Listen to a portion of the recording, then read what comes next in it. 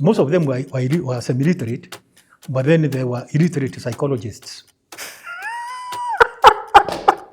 They are never gone to school per se. This forms the cartel of billionaires that are recognized as billionaires from the Kenyatta era. Yes. Hey wadau manzi, I know we've all seen our guest for this episode, Lee Njiru, on various platforms in conversation. But one thing I'll guarantee you, most of the stuff said in this conversation, we are all hearing it for the first time. They genuinely love him and everybody agrees that he has a special place in Mzee Jomo Kenyatta's heart. At the homestead here. Yes. His story breaks my heart because of how you finish that line. Yes. You said he died a poor soul. Yes. I thought about that thing a lot. And even nobody from State House went for his funeral. That's the other thing. Yes. Because when you are foolish, you don't know whether you are foolish. Lee Njiru is a published author, a veteran journalist, but is mostly known for having served the first 4 presidents of Kenya. Even the comptroller of State House was not my boss because I could sack him. If Moi tells me sack him, I will not even tell him that your name will be announced at 1 o'clock. Yes. Alafu sasa maze, hii lazima ikuje na disclaimer. Most of the things said in these conversations are too hot to handle, so we urge you to please approach with an open mind. I think it was from Bonyore. We shall kill you. What we are going to do here, you shut up. We want hundreds of thousands of posters ikiwa na picha ya Matiba. And if you make any noise, we will finish him. Halafu, I was 2 years old when I got to learn why the government seems unbothered with the noises and the complaints we keep making. Wananchi wasiponungunika, the government will be concerned. Yes. What are they planning?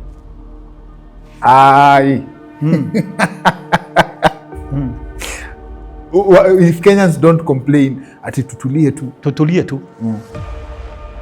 Yeah, people say, what is cooking? Yeah. Because you see, when they complain. I'm your host, Dr. Kingori, and here's another reason to stay subscribed to our channel. Kama hauja subscribe, this right here is another reason to hit subscribe. Now turn on the notifications bell.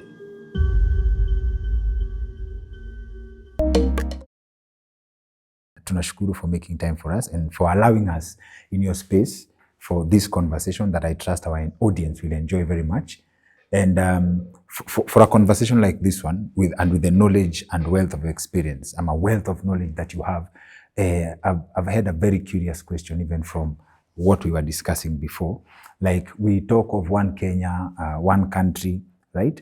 But I believe most people have asked themselves, and I don't know whether they've asked each other, or I don't know which historian has covered this properly, like Kenya before the white man comes. Did we even know the other communities from where we were? Like, if you are in Embu, if you are in Luoland, did you know of the other communities beyond the country? What strategy do they use to put together a country, and then we now speak as one? Like, tunajua Kenya inaishia hapa, Tanzania inaanzia hapa, and Uganda starts from here. How is Kenya before the white man comes? Kenya, yes,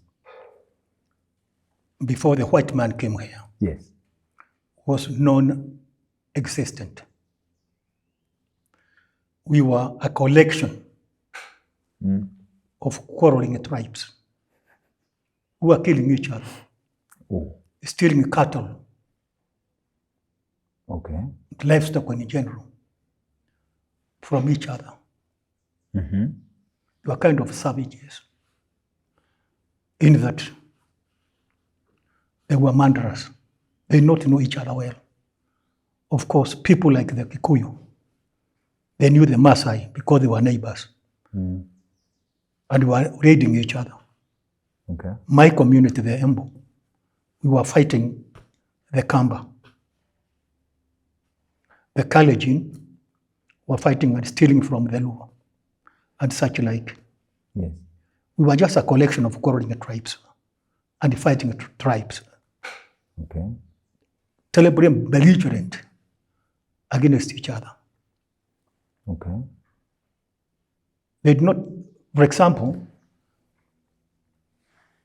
a Meru a person from Meru did not know the Kuria. The Embu people did not know the Pokot. They had never seen any. Okay. We had never seen the Taita, or the Giriama, or the Jibana, the Mijikenda people in general. Okay. Because you see, if you traveled outside your boundaries, you would be considered to be a spy and you would be killed. So people are living within their communities. Ah. Yes. That's why when one of the greatest punishments in the traditional African society was to be an outcast, to be sent away from your community. Yes. If you do not conform Yes. to the social norms of your community, you are ostracized. You are an outcast. Okay. Yes. So now, what strategy does the white man use to unite the communities? And I'm using the word unity very loosely in this context.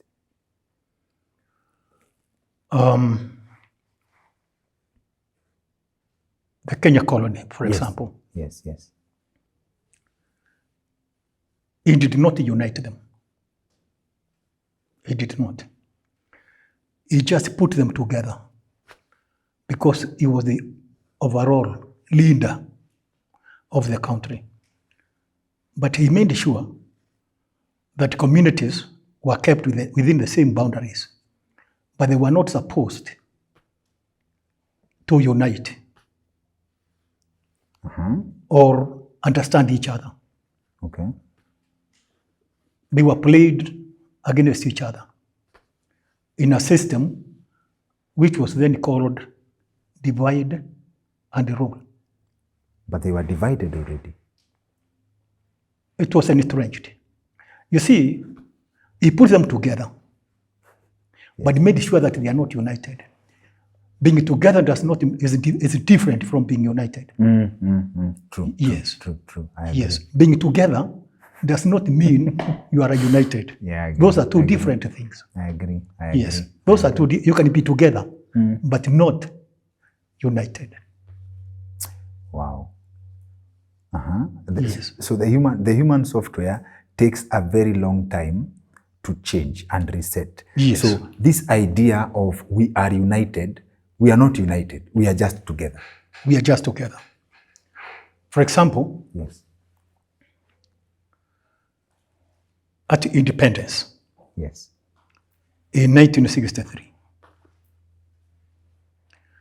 different nations, Yes. the Luo nation, the Kikuyu nation, Yes. the Kuria nation, the Mijikenda nation, the Kamba nation, the Turkana nation, the Boran nation, etc., Yes. came together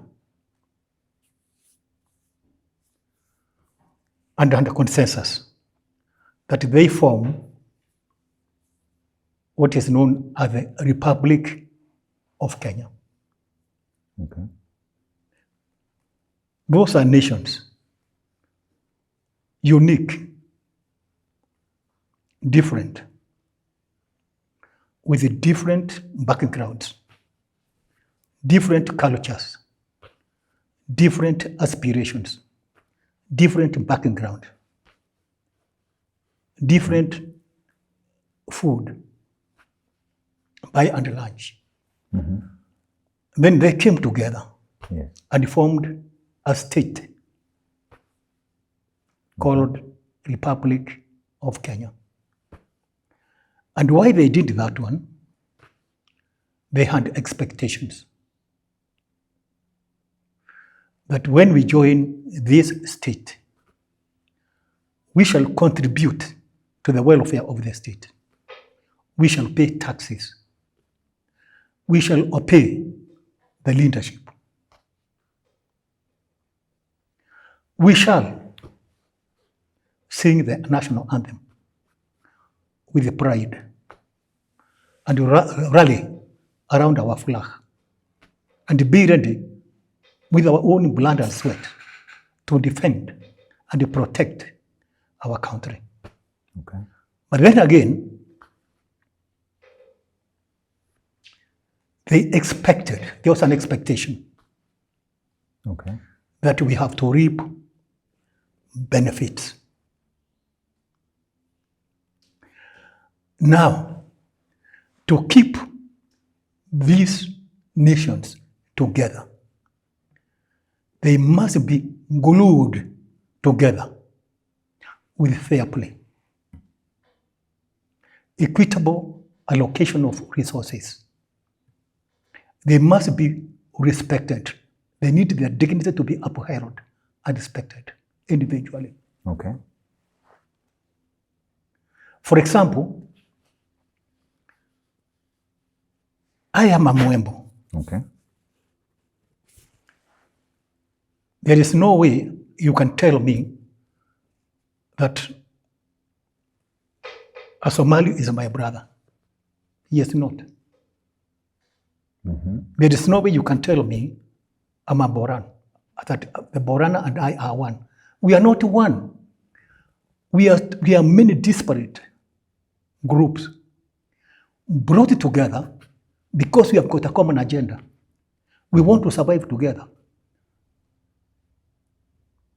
So that if you do not, if a Moembo eats alone, you do not expect Angiriama to smile and clap.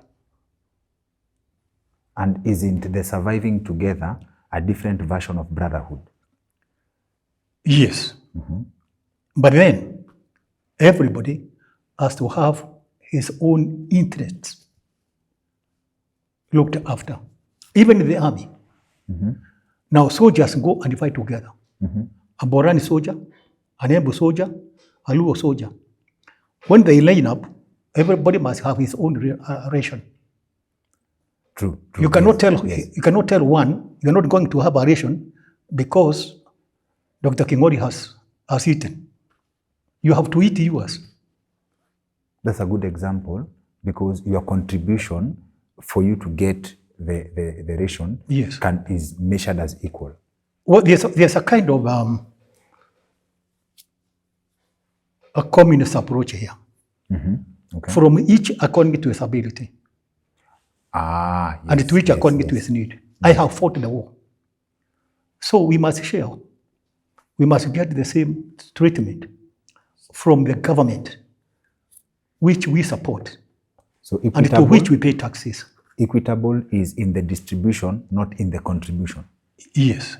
No, even in the, but you see now, this way, it depends on the population. If it's in the army, you expect Kikuyus to have more soldiers than Elomolo. Elomolo, they are only 300 people. So if they are to contribute to soldiers, they will contribute only one.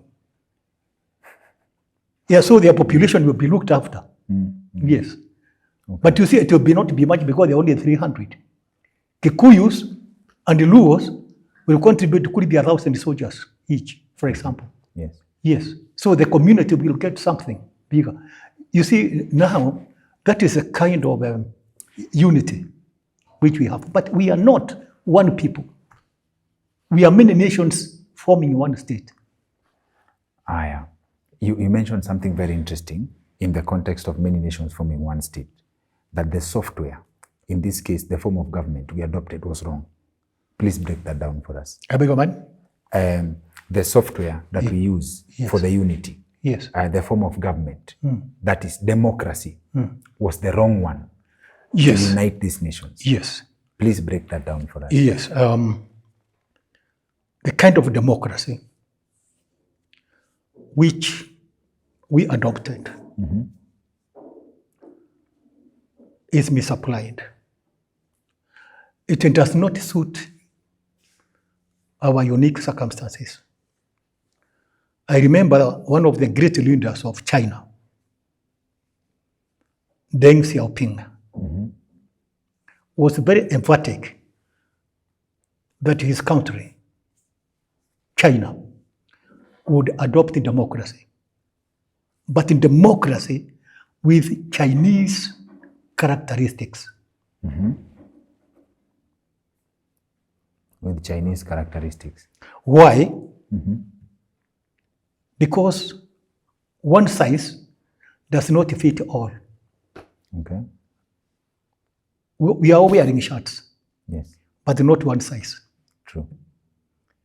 We may wear jackets, but not one size.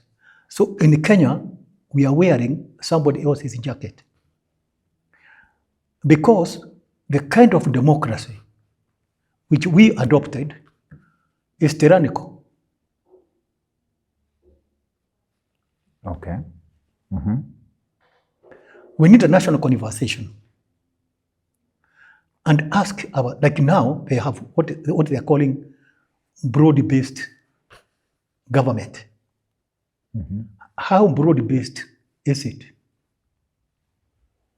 And broad-based according to who? Okay. Every Kenyan from Mandera to Mayale to Lungalunga to Isebania to Lamu, they must feel it. It is a very good idea, but then the concept should not be acceptable to all, because broad-based to who? Does an El Molo feel it?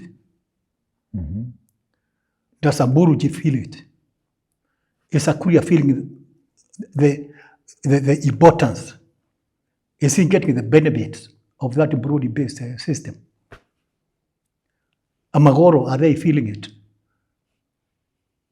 The Teso in Amagoro, are they feeling it? You've introduced a beautiful concept. Yeah, we were many nations. Yes. Right? And this system of the independence, in my simple-mindedness, the Luos, for example, the Kikuyus, the Embus, come together as the leaders of these nations, the select leaders of these nations, come to the table, form government, right? This is the first, I think, I would say, the first appearance of what broad-based government is, right?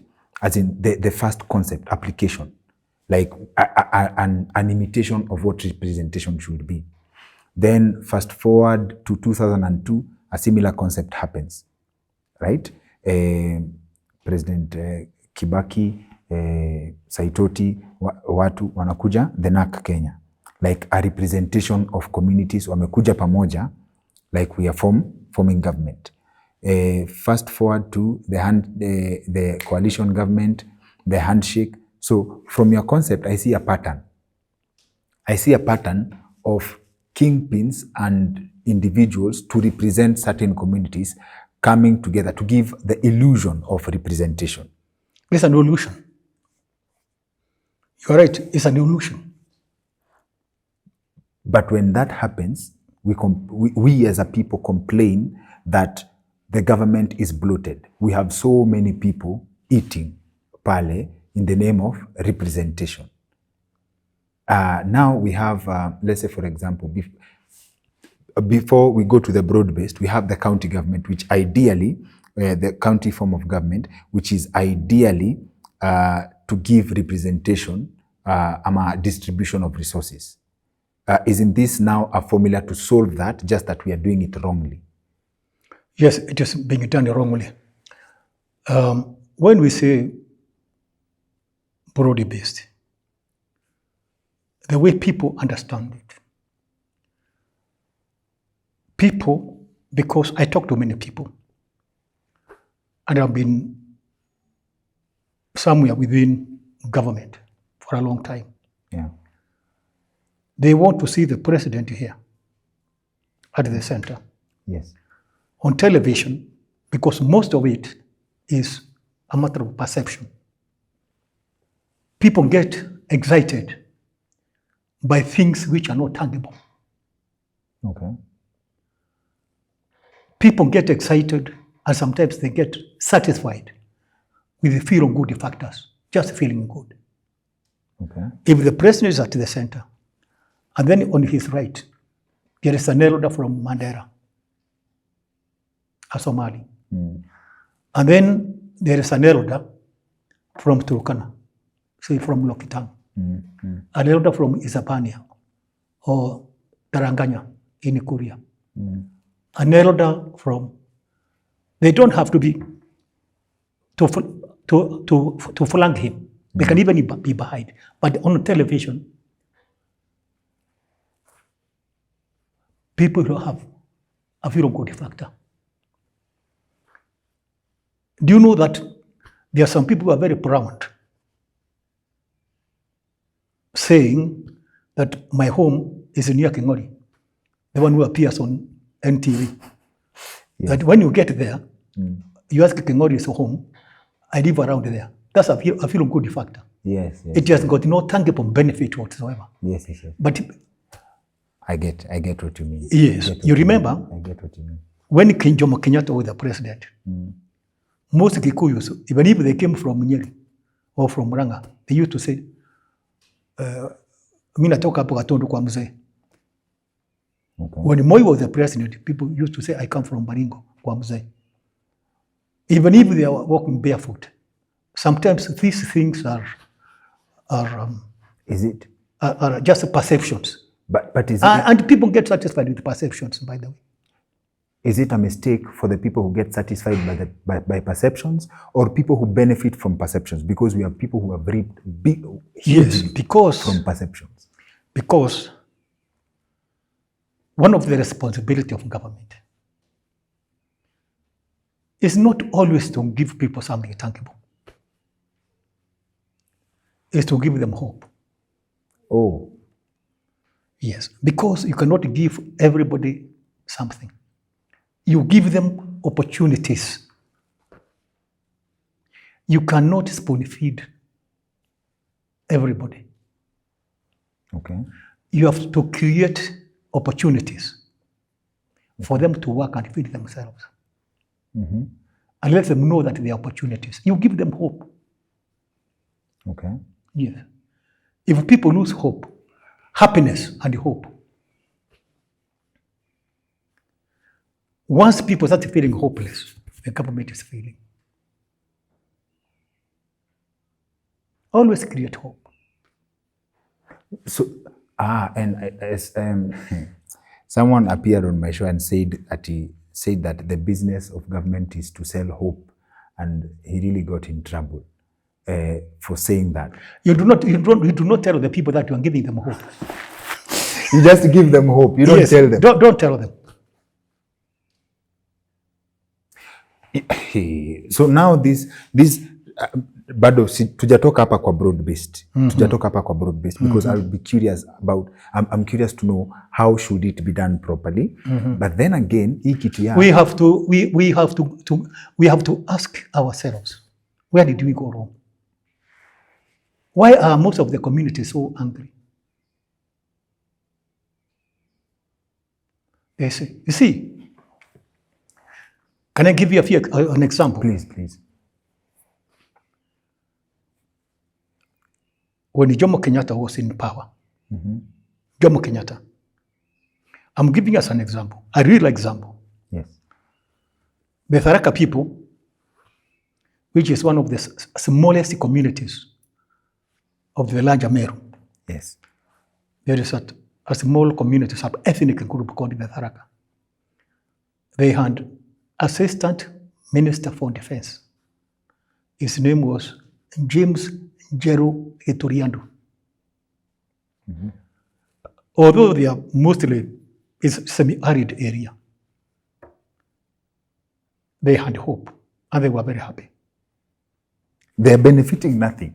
Nothing. Mr. Njiru was benefiting as a Minister for Defense. They were very happy. When Njiru was defeated, there came a man called Francis Kagwema, Engineer Francis Kagwema. He was made as assistant minister by President Moi. The Tharaka people were very happy. When Kibaki came in, he gave a guy called Mburi Muiro as the minister. The Tharaka people were very happy. They had hope. When Uhuru came, he did not give them. That is why they did not want to hear about Uhuru. Aye. That is why when he took Raila there, they could not, they did not want to listen to him. That is why they voted against Raila Odinga's bid. They fought that idea like rabid dogs because hope had been snatched from them. When Jomo Kenyatta was in power, the Embu people, the Embu district, then had Jeremiah Nyaga as cabinet minister, Kamwithi Munyi as assembly minister. We may not have benefited, but we had hope. We believed that Kenyatta respected the Embu people. Respect. When Moi came in, he made Kamwithi Munyi minister for cooperatives. He made Mbuo Aganagwa provincial commissioner. He made David Namo permanent secretary for agriculture. He made Joseph Bunyaga MD, Kenya Airways. You understand? Now, he made Dixon Kalambana High Commissioner in Dar es Salaam and later Russia. When Uhuru came, now when Kibaki came, he increased the number. He even gave Mwembu a PS job, internal security, Cyrus Getuai. Cyrus Njiru, another Cyrus, Njiru this time, PS, transport. He give us another ambassador, Kakumu, Democratic Republic of the Congo. You understand? Yes. He made Njiru Ndwiga minister for cooperatives. Embu people felt so good. Kibaki was their darling. When Uhuru came, he came with a power so all of them were failed. So that is why when Uhuru came to settle Raila, Embu people told him, get out of this place. Are you saying yes, that it does not matter how many roads he built for them? Yes. How many hospitals? It does not matter. Yeah, because you cannot say, but because now they see people, they don't see these other things. That's now the feel good factor.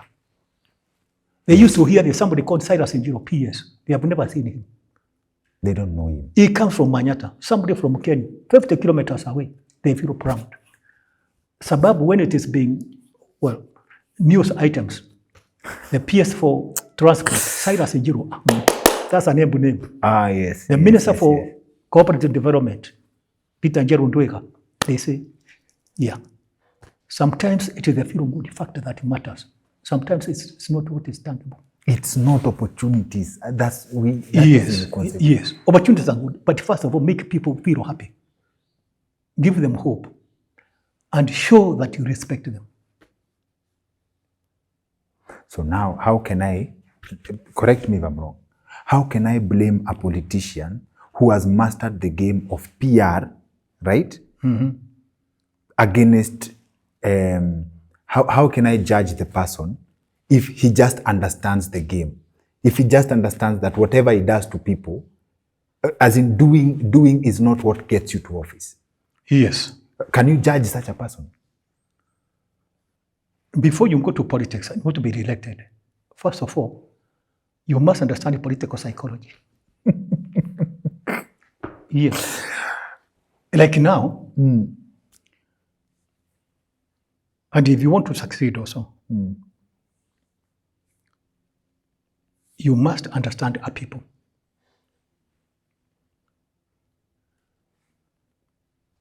First of all, understand, for example, that there is no tribe called Meru. There is no tribe called Meru? No. What does that mean? Can you... Meru is a place. Yeah. Meru is a geographical region. Aye. Okay. When you go to Meru region, yes, you must first of all specify. Yes. Whether you are talking about Achuka, Avaraka, Amwimbi, Amudhambi, Animenti, Watigania, or Anigembe. None of them Because identify. a Mochuka, let's say a guy from Chuka and a guy from Igembe, they speak Swahili. They do not understand each other. Only about 30%, which is not actually sufficient for meaningful conversation. It's like the Luya. When you say, I'm a Muluya, they are 18. And some do not understand each other. There are Bukusu people. There are Tachoni people. Kaburas. Abanyala Pandombi. Basoso. Isuga. Indaho. Tiriki. Maraguri. Batura. Banyore. Marama. Kisa. Wanga. Marachi, Bahayo, Abanyala Pambundalangi. See now, like Maragori now, they do not understand Kimbukuzo. You know every tribe and their sub-tribes and every corner of this country because you're mentioning them from the top of your head. Yes. And now, so now, yes, unless you understand geopolitics, you'll be in trouble. You see, even the Kalenjin, they are called the Kalenjin. But you cannot go to Kapsabet and say, good morning, Kalenjin.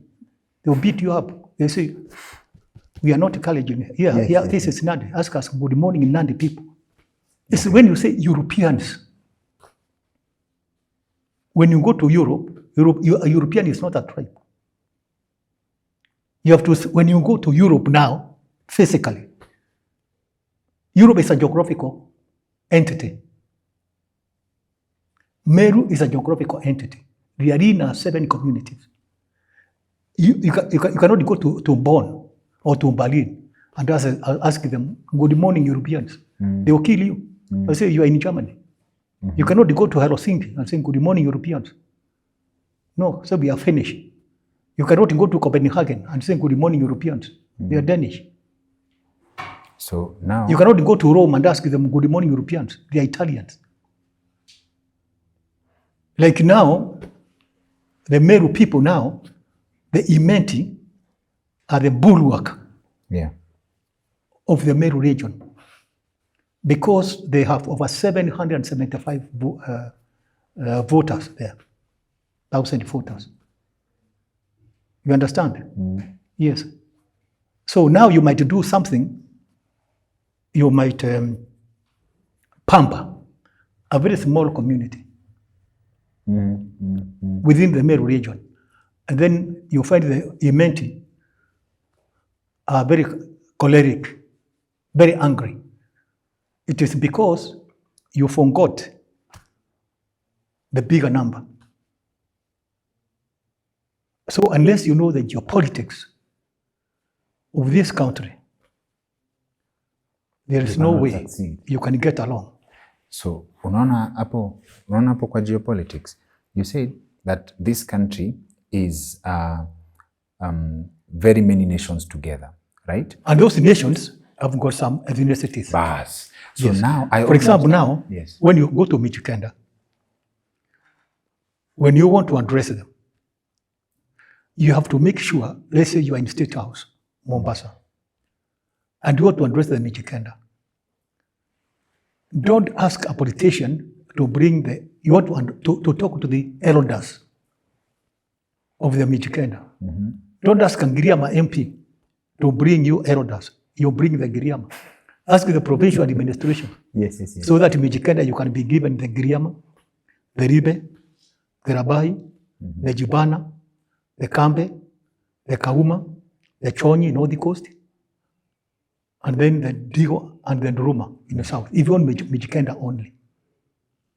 So you must write it down and tell the provincial commissioner or the regional commissioner or the county commissioners, I want 10 of these.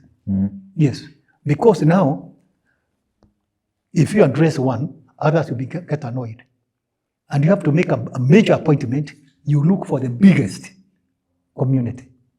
the biggest sub-ethnic group, because now you want votes, and votes are numbers. You want the bigger number. Merit out of the window. But I understand. Unaona hapo kwa even the nations have subtribes. I almost asked kama if Kenya, every nation would have gotten their independence. Luo nations have their own country, Kikuyus have their own country, if that would have worked. But then again, I noticed that even, let me give an example with the Kikuyu nation, for example. So, I've noticed there's a difference between a Kikuyu who comes from Kiambu, a Kikuyu who comes from Murang'a, a Kikuyu who comes from Nyeri, a Kikuyu who comes from Kirinyaga. Kirinyaga, there are no Kikuyus there. Or they don't identify as Kikuyus? No, okay. There are two tribes, distinct with different languages or dialect. Okay. Gichogo and Vendia. If you go there, you call a Gichogo a Kikuyu, will kill you. He is not. Alex from my team misled me. Alikuwa anasema the most in terms of order, the Kikuyus from Kirinyaga are the most trusting and stuff. Alex, they are not Kikuyus. They are not Kikuyus. They are two. Mother Karua is a Gichogo. She does not speak Kikuyu. Yes. She does not even bond at the Kikuyu. They do not share a boundary. But I think this is they also share a boundary with the Embu. For Kikuyu. Like now, you cannot go and call a Mwemba Kikuyu. Panga itatembea. And I think hapo ndio kuna perception. You know why? Personally, I come from Siaya, but I grew up in Embu, first 19 years of my life. So I speak Kiembu too. But then again, I can hear Kikuyu by virtue of the fact that I speak Kiembu. So, no, you can not hear. You can understand. You hear all the languages. Sawa basi, you win. I can understand Kikuyu by virtue of the fact that I can speak Kiembu. Yes. I grew up with that. Yes. So if you ask me, except for now when we get political, I think I don't even see the difference. The difference between, I don't think there should be a difference in terms of politics between a Kikuyu and an Embu person. Politically, there's a difference. Because the Kikuyu look down upon the Embu. You're right about that, actually. Yes. Yes. And we know it. And is it, and now, are we now putting this on politics or just purely human nature? Because all these divisions, it's human nature, but then it is overexploited. That division, that perception that we are different, it is overexploited. It does not move to dangerous levels, but then it is escalated by politicians in order to get votes and also to get, of course, whatever they need. Okay. Yeah, it is overexploited. But kama umeshasema, and hii imeni throw off kabisa. Because, for example, during the Gema time, when Gema was strong, Jenga Karume was the boss of Gema. Yes, yes. Oh, it was a movement, proper. It was a big movement. Okay. To be a member, as around 1970s, you had to contribute 5,000 shillings. To be a member? To be a member. Now, by that time, the Gema people, let's say about 2 million people, contributed 5,000 shillings each. That's about 10 billion shillings. Where is it? And Embu people I have never heard of a Mwembu who was settled in the Rift Valley. Watu walitoa hiyo pesa. They removed that. Yeah, tulilipa. Even in the Meru. 1970s. Yes. 10 billion. Yeah, 10 billion, yeah. What is 5,000 times 2 million? Na kila mtu alitoa? Yes, because very many people are hopeful. They were told they are going to be a Gema bank in development house where you get cheap loans, you get land and whatever. So people were shortchanged. So up to now, they have never recovered. 5,000 is not a small amount of money, because when we get to the book, one day you are given a token of 10,000 shillings. Yes. In 1967, I believe. But then even the Meru people who contributed, and even the Embu people, they could not go to court. You know why? Because Kenyatta was cajoled, he was convinced to become a patron. So the perception was that if you take Kigema to court, you are taking Jomo Kenyatta to court. So people just kept quiet. Who came up with this scheme?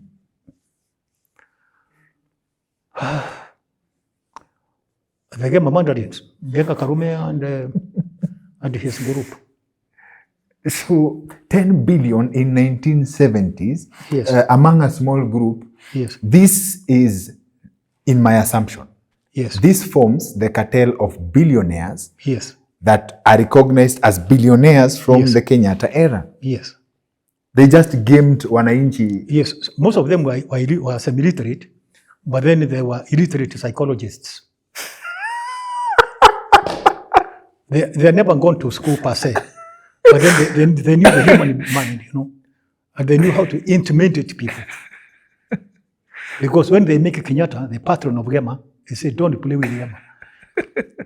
What is the perception? If you take Gema to court, you are taking Jomo Kenyatta. And sometimes Kenyatta could not even remember whether he was the patron, but in the books he was the patron. That's illiterate psychology. These people are not foolish. They were not foolish. And again, to remind people, because when I joined the Presidential Press Service, yes. by then it was Presidential Press Unit, yes. in 1977, I could see those Gema mandarins bringing Jomo Kenyatta a stallion, a young bull. Yes.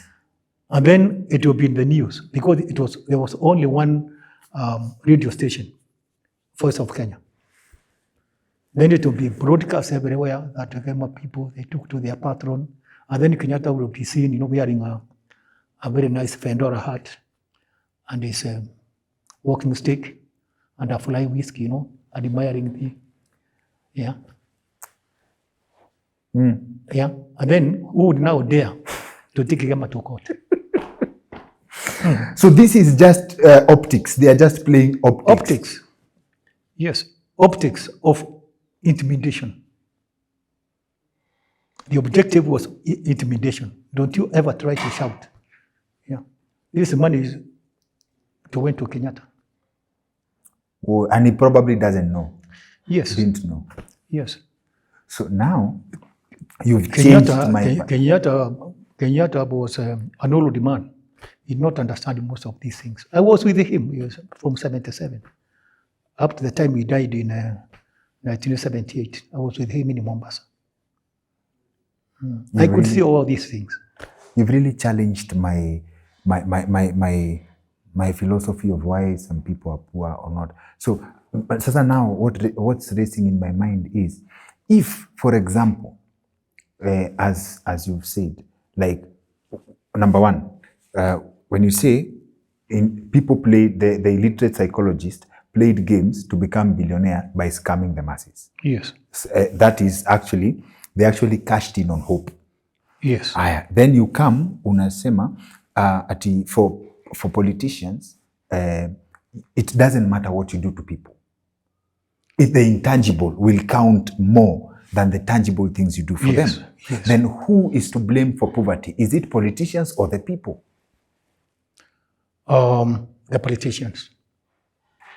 Because they are supposed to lead, not to exploit. But you're leading people. Because when you are foolish, you don't know whether you are foolish.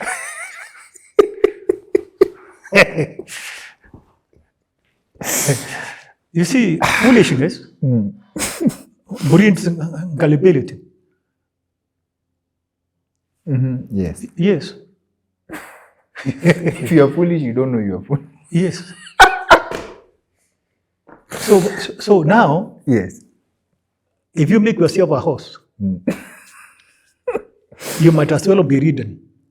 So poor people, because of their gullibility, they are always ridden by politicians. Okay, yeah. Okay, I understand. Hey, unajua, It is. So the ideal situation is for politicians to show people how. Yes, to educate them.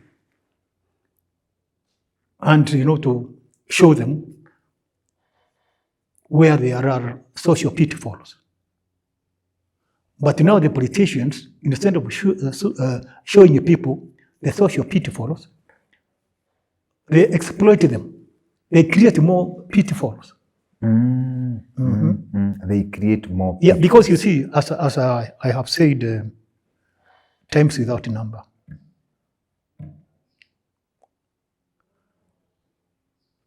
the politicians, all of them, or let me say by and large, they have a common diet. The electorate. That is a common diet.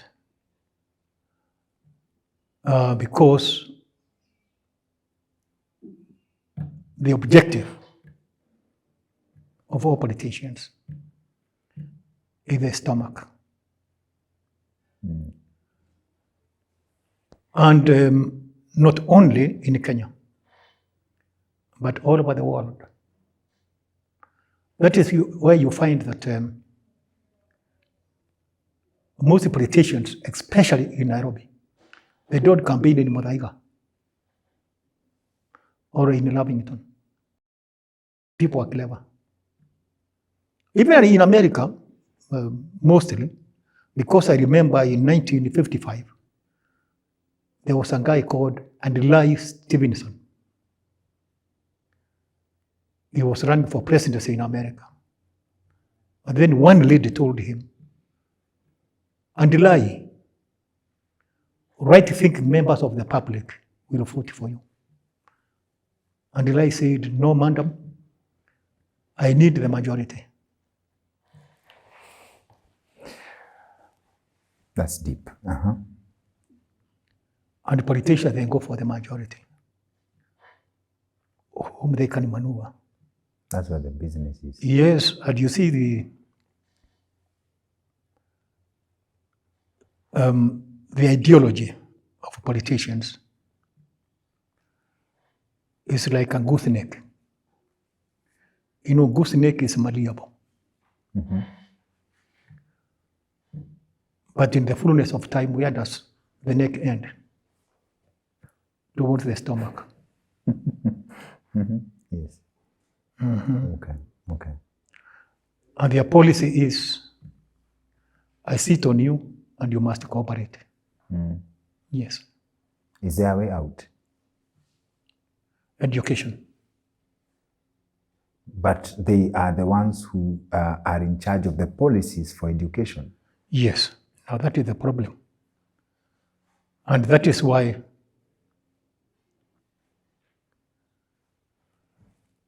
they have formulated policies which are disastrous. Because up to now, as a father, as a grandfather, I feel like crying most of the time when I see a young girl who is 25 years old or thereabouts coming to look for a job here or elsewhere with a degree in conflict resolution and security studies.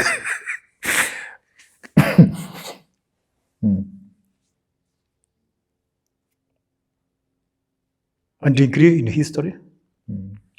She can recite the voyage of Vasco da Gama, 1498, Cape of Good Hope. He went to India, conquered Goa. Yes. Ferdinand Magellan, Amerigo Vespucci. America is named after Amerigo Vespucci, Christopher Columbus, and that kind of stuff. And now he's going to look for a job in a restaurant, hotel, in a resort. in a hotel. Yeah. And then We are given 3 things. One, useless papers. Number 2, empty pride. And number 3, hopelessness. And if you wish, depression. Useless papers. Your pride, umesema? Useless papers. Yes. Empty pride. Empty pride. Because what pride should you have by knowing that first Kondagama passed through Cape of Good Hope in 1498? What is the difference even if you passed through there yesterday?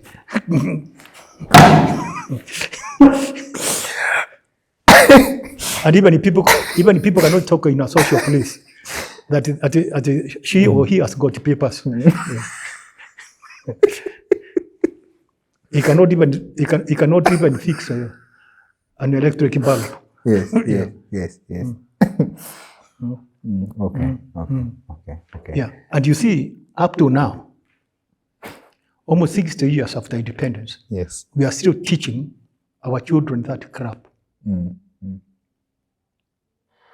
Within the evolution, we need mechanics to fix cars belonging to MCS. MCS get good money. They have refrigerators. We need people to fix them. Washing machines. They are building good houses. We need plumbers. We need bricklayers. We need people who are good at working gypsum, and painters. Where are we still teaching people about First Kondagama? Because we have been programmed to look down on the jobs that you've mentioned, yet they are some of the highest paying jobs. Some of our people, you see, do you think our leaders can't see this nonsense? Why are they destroying generations and generations? A young girl of 25 with a degree in conflict resolution, and then thinking that she's going to be employed by the UN to go and resolve the Congo crisis, the DRC crisis. I get the point. That is the work of politicians. And it is because they want an illiterate electorate, which they can manipulate. Okay. I'll show you. I'm building some houses here, about 10. Yes. When you go there, you will count 25 people. All of them are village polytechnic graduates. You'll find there people laying bricks. You'll find painters there. You'll find carpenters there. You'll find stone masons there. Do you know that a village polytechnic graduate will never go hungry if he did electricity? Yeah. Because in hotels, in people's houses, systems are always breaking down. Yes. But they need fixing. My God. It's tragic. It's a disaster. Yeah. And we will continue churning out graduates more and more to a market that cannot accommodate them. So it's a crisis that keeps on building. Yes, I was in Embu on 21st of last month. That is March. Embu people are rich. You know it. Because they have got coffee. They've got mogoka, macadamia. They have tea and milk. Yes. So there are so many graduates. Every year, got about 10,000 every year. And you know, Embu is a small place. It is full of graduates who are depressed because they did the wrong courses. And they are no career masters. You know, long time ago, industries would go to the university and say, we want 10 mechanical engineers. So when they are training them, they know where they'll go. We need 20 electricians. We need plumbers. Industries would go to the university. and say exactly who they want. Some firms, they say, we want accountants. Now you are just churning out people aimlessly. Yes, it's like a factory. And then you leave them to their own devices. And the cruel world is waiting for them. Okay. Yes. Okay. Now, do you believe that the world is designed for a special breed of people to win and to get access to resources? Or there's a way that the playing field can be leveled and people can live properly and have access to decent living equally?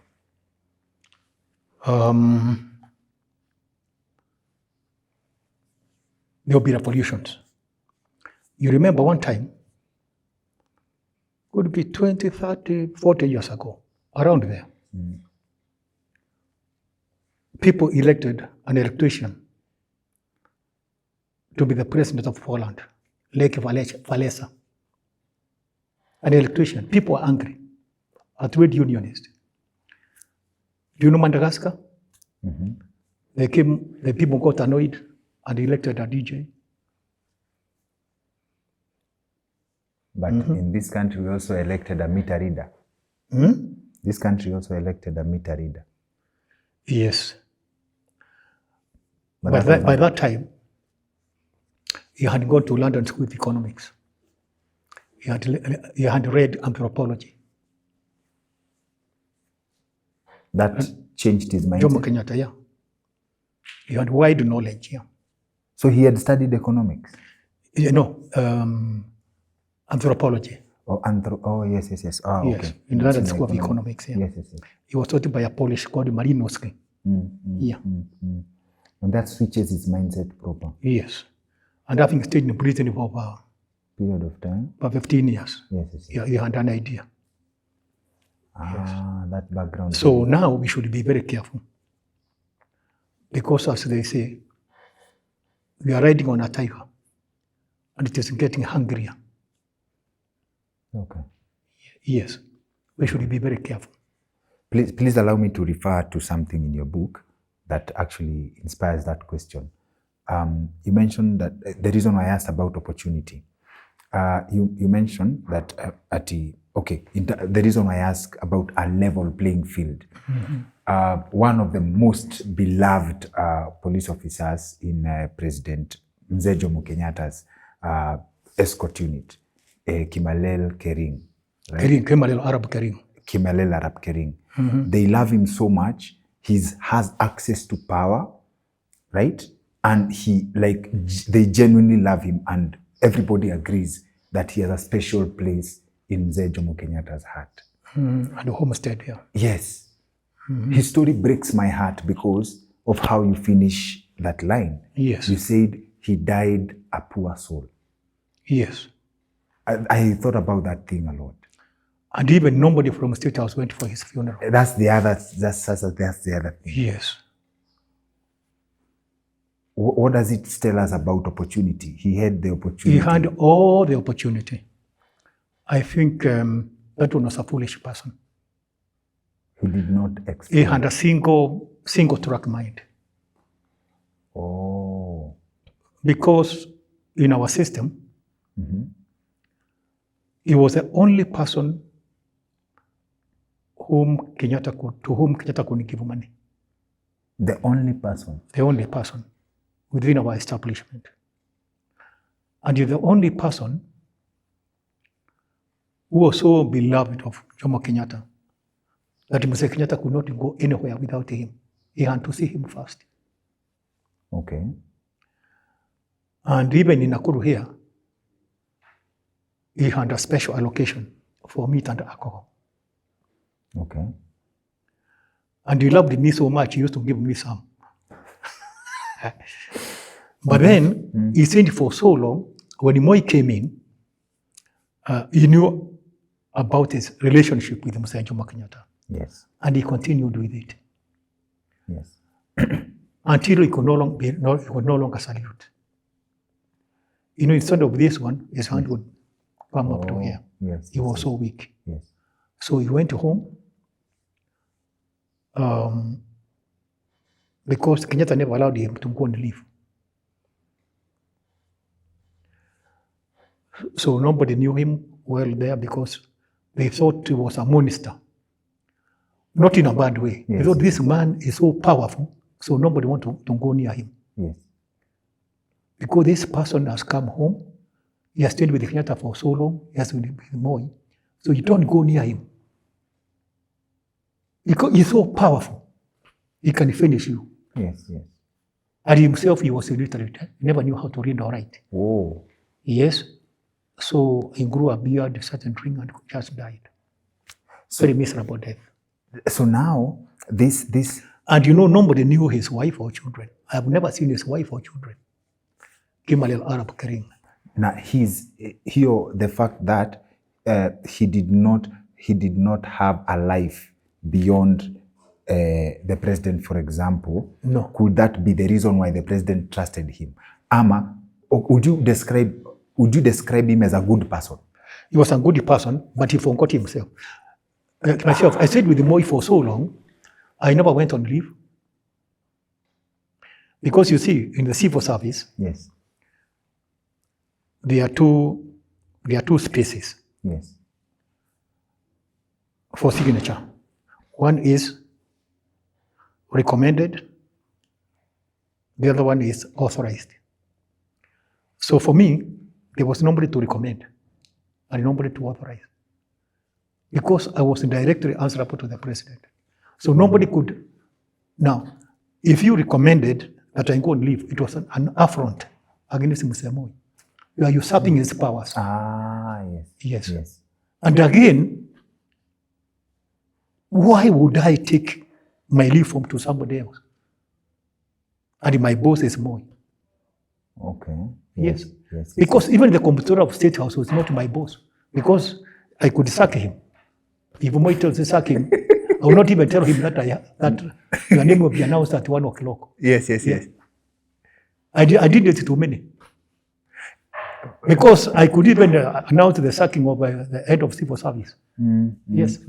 Yeah. And I can see him there, but he does not know my notebook. I'm going to fix him at 1 p.m.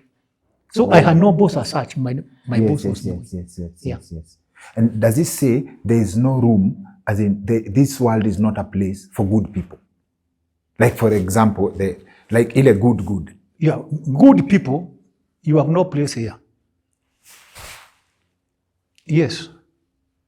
You have to be foxy. You cannot survive. Unless you are foxy, you cannot survive. It's a cruel world. You must be foxy. You must know where the traps are. You must know where the traps are. You must know even how to pretend to be foolish when you are not, so that you can strike at the right moment. It's a world of deception. Ow! And you say, it's a very powerful statement when you say Kimalel forgot himself. He forgot himself. He served other people so much that he forgot himself. Yes. So how do you balance between not forgetting yourself and not being greedy? Because one thing I carry from one of your conversations is a very powerful statement. Yeah, you don't need. Now, everybody is greedy. First of all, everybody is greedy. Everybody is greedy. Everybody is corrupt. The difference is the magnitude. So kuna ka corruption kidogo as a person. Yes, everybody in Kenya, people say so and so is corrupt, so and so is corrupt. Everybody is corrupt in Kenya or in the world. I can say 99.9% people are greedy, people are corrupt. Now, it is the magnitude which is different. Everybody is greedy. I agree. Like now, in Kenya, what is wrong with Kenya now? It is a total sum of what is wrong with us individually. Put it together. That I agree with you 100%. Yes. You see, I agree with you. Even 100%. The press, I've been a pressman from 1975. I can tell you, we report about corruption. There's also corruption in the newsrooms. I remember one day, someone talked about corruption in front of Matiba, a journalist from Daily Nation. Matiba told him, but I bought you a car last month. Yes. Yes. Yeah. I don't want to mention if he died, I think last year.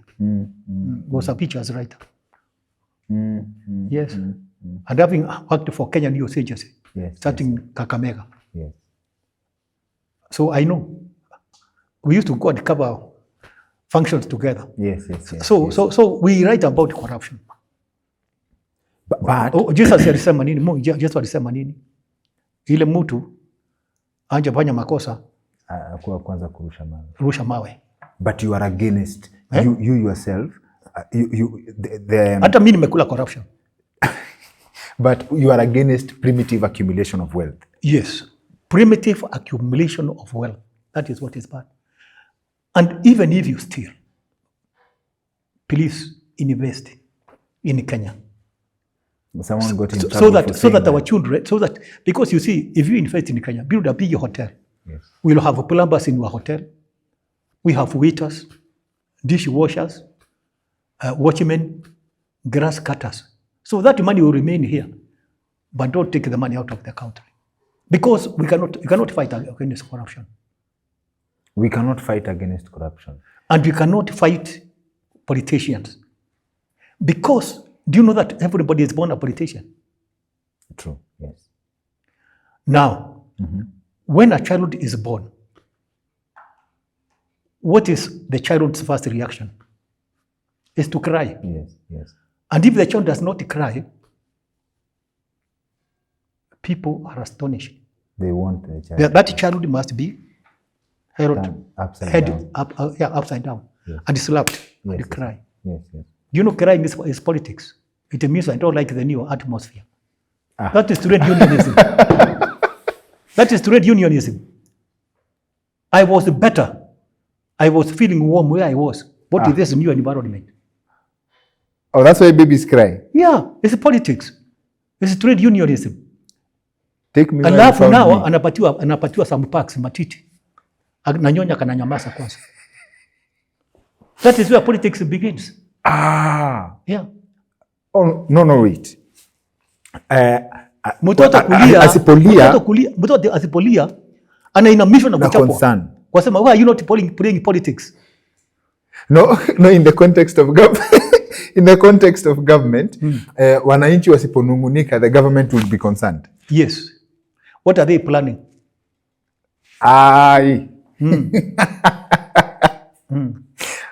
If Kenyans don't complain, ati tutulie tu. Yeah, people say, what is cooking? Yeah. Because you see, when they complain, they can measure the level of complaints, the decibels of the noise. Yes. There's one like now. Yes. Are you married? Myself? No. Now, when you get married, when you get married, yes, and your wife does not talk for 1 week, ananyamaza tu. Hata kama ni mtu apendi kuongea. Hata kama anyamaze kabisa, hata asikohoe, hata asiimbe wimbo hata ya dini. Hiyo nyumba itakalika. Hala, sijaiangalia hivyo. Okay. Yes. Even the NIS, what will they report to the main consumer of information? So it's not like the noise bothers the government. People are making noise on Twitter or what? Now it is a severity of the noise. That is what bothers the government. But at a certain level, nobody cares. Yeah, in a normal level, nobody cares. That is normal. You see, like when you go to Dagoretti, and you find the people eating meat. Yes. What's one got a BMW, a Mercedes, eating meat and taking one thing. Government is the sana. That is normal because you are complaining eating meat, and music blaring from a BMW. That is good noise. That's good noise. Yeah, because you're making noise while eating. Yes. Na kusema nifungie. Hiyo imebaki. Yes. So basi the more you think there are so many parameters. The more you think you know, the more you don't know. Yes, there are so many parameters. Sasa hiyo parameter kukomplain when you are eating. Na hujamaliza nyama kusema nifungie. Nifungie. Na kusema lete mifupa ya umbwa. Yes. Yeah, it means uko na kukula na ya umbwa. So hiyo complaining yako ni ile tu ya kujifurahisha. Yeah, ni ya kujifurahisha. So people like complaining in general. And then when you are eating, hii kifungo hapa kinakatika.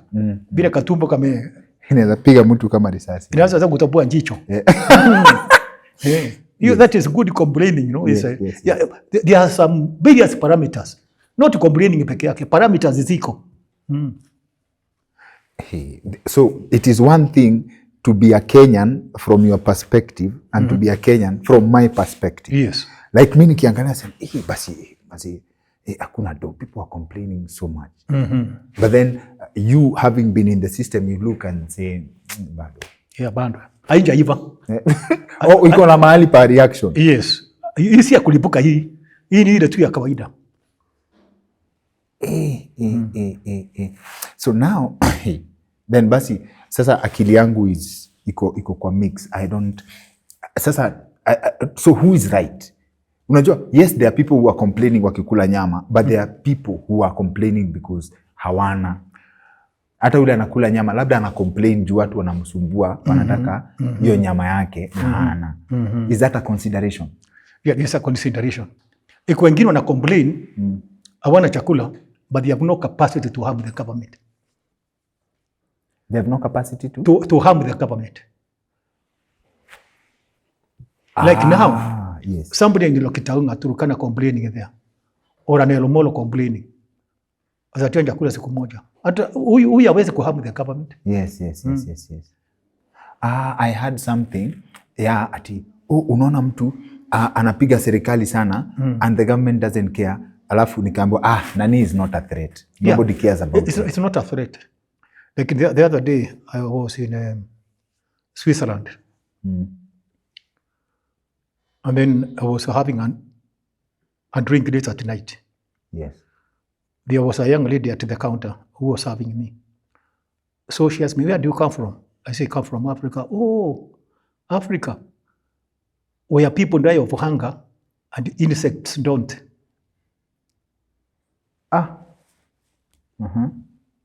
Africans die of hunger, yes, but insects don't. Yes. Meaning insects are more intelligent. Yes. Yeah, because now the people who die of hunger, people like in the northern Kenya, those ones cannot harm the government. They do not even know where the government is. They do not even know where it is. Yes. Yeah, they think that is their lot to die. Yes. Yeah. Yes. I don't want to mention a certain tribe, but you see, when you are driving in the north, somebody will tell you, saidia mimi. Kwa nini kusaidia? Si mimi ni dash dash. Ana mention tribe yake. Meaning, kabila yangu, we are supposed to die of hunger. So they need help. Yes. Okay. Now those are the government won't care much. Yeah. But then there are some communities, if they complain, they say there's a threat here. And especially people are used to eating. When they don't have enough, they know what they are missing. Now those ones are a threat.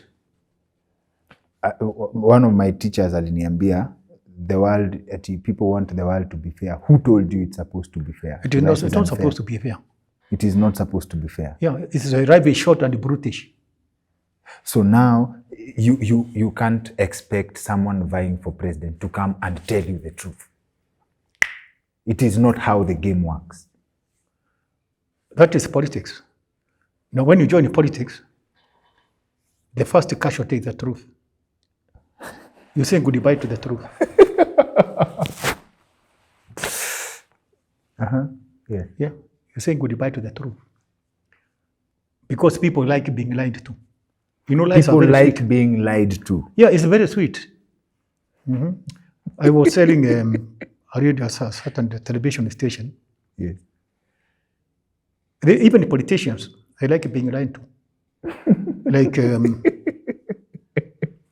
one of the presidents of Equatorial Guinea, he said it was a national miracle, and he believed it. Okay. You know the hierarchy of hierarchies in the church. Reverend, and he thinks that is not enough. And it was very reverend. He thinks it is not enough. And it was most reverend. You know why? To feel good. Just the feeling. Yes. Okay. But then you see there are some people who do not like being lied to, like Mother Teresa. Mother Teresa had no title, just Mother Teresa of Calcutta. She was so powerful. But where did her power emanate from? It emanated from humility. Okay. Yeah. But there are some people who they want big titles. Yeah, you lie to them. Okay. Okay. Yeah. Okay. So hata wengine they want to be referred to as people who can milk a lion without tying its legs. Yes. Yeah.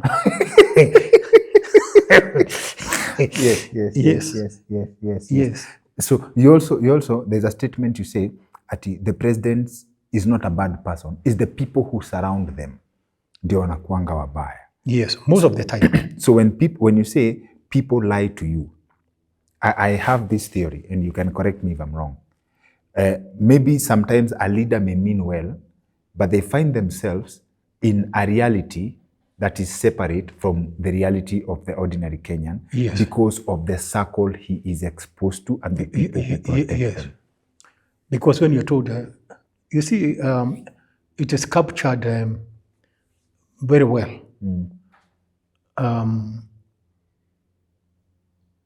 In the French Revolution, yes, there was that queen called Antoinette. Marie Antoinette. She was told people are complaining in the streets. There's no bread. She said, why don't they eat cake? Because she was not very informed that cake and bread they are made from the same. It was figurative. Same wheat flour. You see, so some presidents are shielded from the truth. Because a president cannot go to Madrid to collect information. He cannot go to Kawangware, and especially if they are aged. So they will be told, and even the intelligence service sometimes, the president might get annoyed if he is told the stark truth. So now it has to be doctored. So they live in a world of their own, a world of fantasia. Yes. And you see again, if a president's man misbehaves, beats up people in the bar, in a bus, in the marketplace, and mistreats people, the only way to get rid of that man is to remove the president. Sababu mti mkubwa ikianguka inaanguka pamoja na branches na ndege ile siko na maya yao na viota. Yes. With the nests and whatever. Yes. So because you cannot touch this man, because you did not vote for him, the only way to remove this proud man is to remove the president. So the president will carry that sin. We will suffer because of his people. You understand? Yes. So because the president handlers, if they mistreat people, there's nothing you can do to them because they are many. The only way to deal with those people is to destroy their anchor. Yes. Yeah. Yes. Okay. Yes. I'll give you an example. They have to destroy the president so that they can get rid of these people. So sometimes the president, sometimes they are not very bad people, but the people around them who make them look bad. Okay. Yeah. And when you say, when you become a politician, the first thing you have to say goodbye to is the truth, right? Yes. And I'm getting an impression that for the most part, it's not because of you, because it's also because of how people enjoy lies and also how people interact with the truth. Yes. So this begs the question of, I used to ask myself. And again, if you tell the truth, your term in office will be short-lived. Aye. Yes. I'll give you an example and correct me if I'm wrong. You want to perpetuate it. To perpetuate the lie. No, your term in office. Oh, you want to. Yes, so you have to lie to people. Yes. Sometimes you give them hope. Again, false hope. And because true hope does not exist. Yes, yeah. For example, I used to ask myself, because there's different versions of, for example, at your stint with President Moi, something very bad happens. The government is not responsible. The government knows it is not responsible. It is certain people in government who are not responsible. Mm-hmm. The president gets blamed directly, but he would rather carry that burden than stand up on the microphone and say, no, we did not do this. For example, when the foreign affairs minister gets killed, Robert Ouko, right? There's a different version of what happened, right? President Moi could have just come out and told the people, no, we did not do that. Is this the same reason he can't do that? You don't tell people the truth. Yes, because he said, if he said, my government did not do that, it could not be believed. So he had to bring people from Scotland Yard to do investment, because people needed proper information, independent. Because there are some things which you cannot deny. Somebody has to do it for you. Or you don't deny yourself. Because they say like now, if your son steals, yes, you cannot go tell people he did not steal. Let the investigators do it. You can say, of course, nobody can blame his son. We cannot believe him. Yes, so he knew that. Although I personally knew that Moi had nothing to do with the death of Ouko. But because people had issues with the people around Moi, although they were not terribly bad people, but a perception was created that they were terribly evil people. You see, even I was asking people,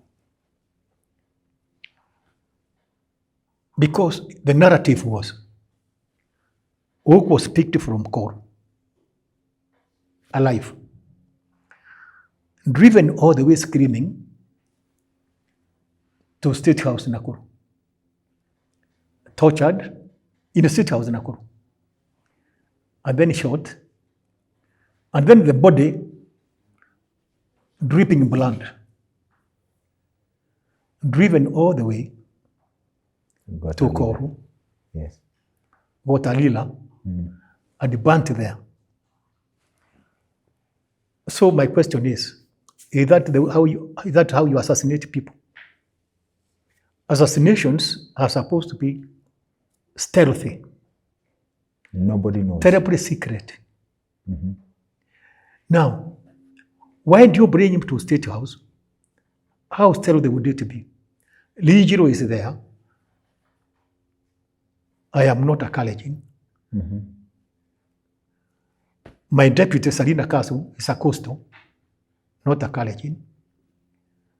Moi's chief photographer, Kadila Sonyango Saluo, is there. Another photographer, Justice Okuku Opar, is there. Senior technician, Ogango, is there in Saluo.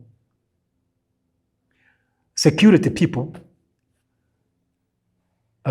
his bodyguards, some of the senior bodyguards were Edward Katana, Akauma, part of Mijikenda, Julius Mwakule, Taita, Kenneth Kiremi, Ameru, and others. Now, how secret would it be? And now those ones are Moi's personal bodyguards who surround him. And then outside, they are what we call PG, the Presidential Guard, comprising every community in Kenya. And again, Moi was not even in Nakuru.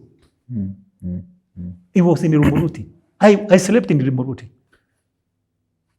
There's a stage lodge, his own personal home in Rumuruti. I had a room there, even with Mohammed Yusuf Haji and such like, yeah. Many people. Yeah.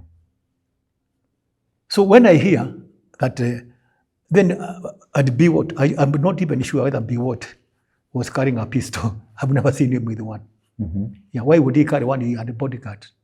That is the one who actually shot him in the State House, screaming. Is that how you kill people? Is that the modus operandi? But there would be no modus operandi. There would be no. But I get. So now people were so sure. Well, no, they were so confused that Moi and Biwott had a hand in it. So he had to bring Scotland Yard. Okay.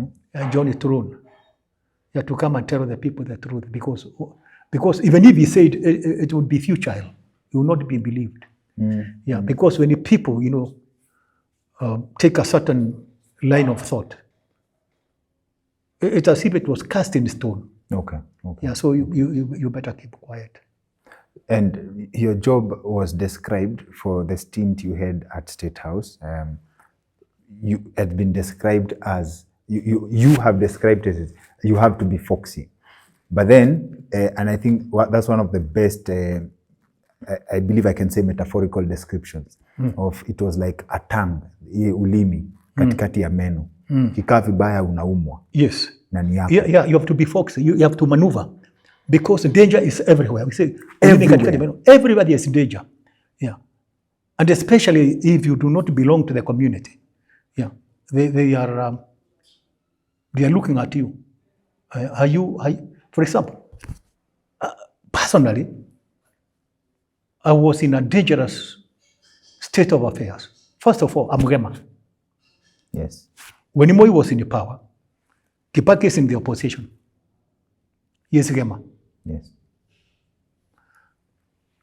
Martha Karua was in the opposition. Yes. Active opposition. Activists fighting Moi. Yes. Martha Karua. Yes. Kiraito Morongi. Yes. Gitobu Imanyara. Kennedy Matiba. Paulo Muite. Yes. Koigwa Amwere. Miruki Karioki. Yes. Charles Rubia. Yes. And Amugema there. They say, we haven't got an enemy here, an enemy within. By saying that alone. Yeah, that alone. Wasn't it a dangerous situation for me? It was true. But then, so my speech. So even now, I had to go to work at 5:45 so that I appear so committed to my work, talking less, and making sure that my stories were top notch. Yes. Good copy every time. Yes. So Moi would look at me. This guy is sober. He's in the office 1 hour before I arrive. All questions I ask him, perfect answers. Yes. Then I had to tip the balance in favor of my survival. So he would say, even if he has come from Gema, luckily, there was only one person who was against Moi, who came from Membu, Njiru Kalango. The rest were Kikuyu. So he knew Njiru is not a dyed in the wool Gema. No. He is peripheral because Embu are peripheral. They are not in the mainstream. That's why he survived. And, okay. We mentioned Kiraito Murungi. All those are Gema. Yeah, I laugh because there's a story at kuna mahali walienda in a police station, and then the police wawili wakamshika mkono and the other two wakashika mguu, alafu wakamswing kidogo kupata momentum, wamurushe huko kwa maua. And this is how far probably like the system had to go to deal with people then. And I have a lot to say about that. But if your job was as dangerous, yes, right, maneuvering to people, now you are the press man. Yes. How dangerous was it to be president? If people would maneuver to deal with you, that way. Now you're the press man. How dangerous was it to be president? It was also very difficult. You remember 1992.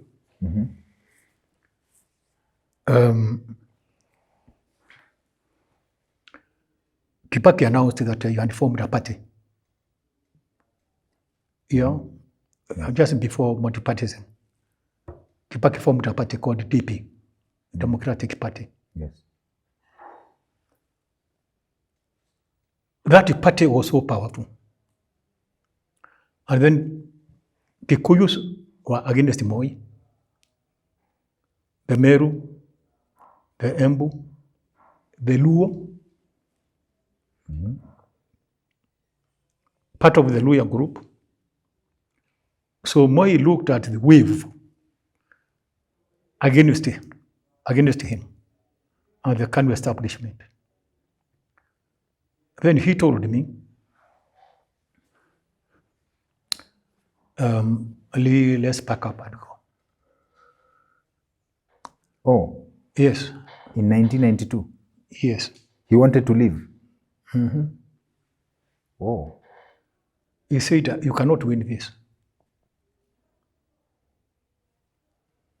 I told him, no, we are not going anywhere. Give me time.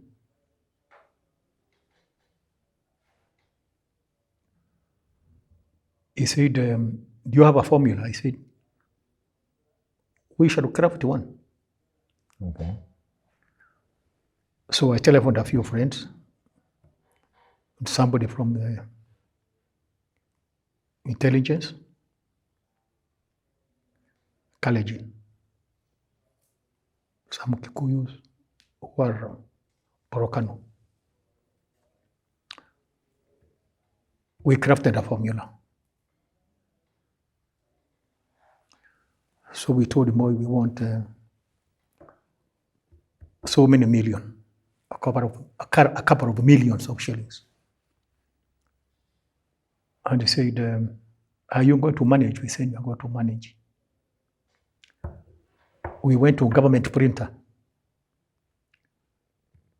We told the government printer was a lawyer called Sheldon Muchilwa.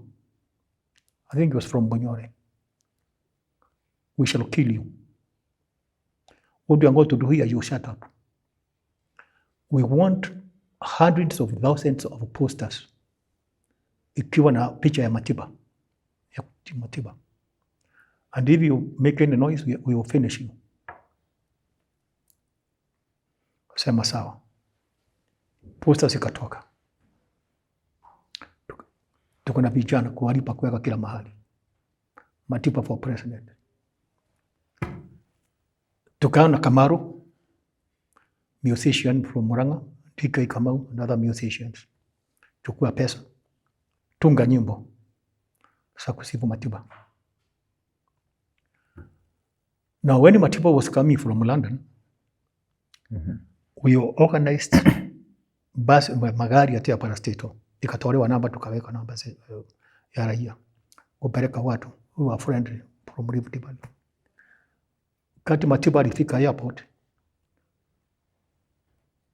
wakifanya hivi, found us here. He went mad with excitement. Alipoulizwa, who will be the president? Akasema, let the people decide. Ameruka Kibaki sasa. So now, we convinced Matiba's press that people in the Rift Valley are so excited about Matiba's entry into the presidential race. They would like for him to face it. Tukaorganize watu kutoka STEM Hotel mpaka hapa Union Combine. Tukanjaza watu wakumshangilia na maposters. Now we knew newspapers might downplay. So we bought space ya kuweka hiyo picha na nini. Tukaita Shikuku, tukampatia 5 million. Tukamwambia hiyo, go and convince some of the parliamentary aspirants to run with the Matiba's party. So akina Benjamin Magwaga, Jeva Nomani, Nicodemus Ganiri, Apili Wawire, tukapata hao kapatia pesa ya kusimama. Unaelewa? Yes. So tukamwambia aarike Matiba kule aone vile anapendwa. So tukaambia Shikuku sema na Kiluya ile ya ndani kabisa. Mchague Matiba manake ni mgonjwa, akikufa ni mimi nitachukua. Akasema bila halala. Sasa Matiba afuire. Alafu akauliza Matiba, si Matiba ni kweli? Matiba akasema ni kweli. But he not know what agreeing to. Yes. Nasikia? Yes. So now within Kikuyu area kukawa narrative.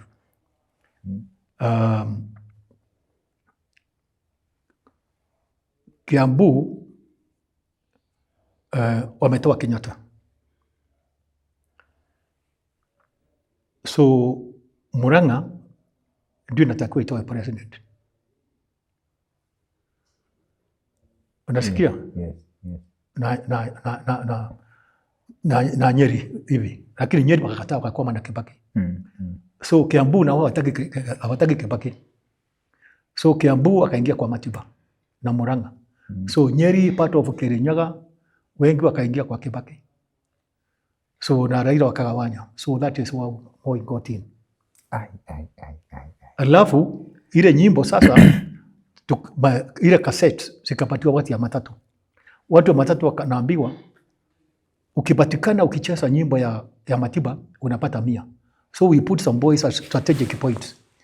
If they hear your matatu playing Matiba songs in praise of Matiba, you get 100. So we infiltrated. We spent about 50 million shillings. And he won. Let me authoritatively state here, and you will correct me if I'm wrong. That's the second time you made Moi president. I'll explain.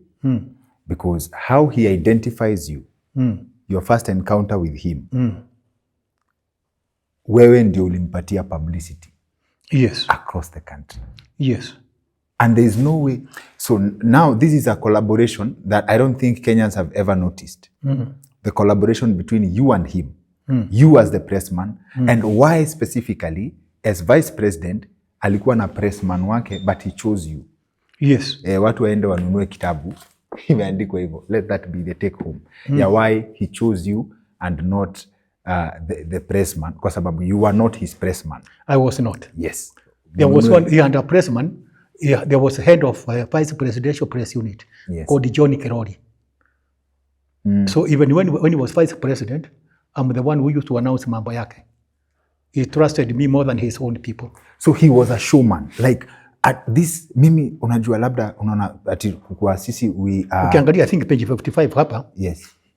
Utaona when I came from, when I was posted to be Kenyatta's press officer. Yes.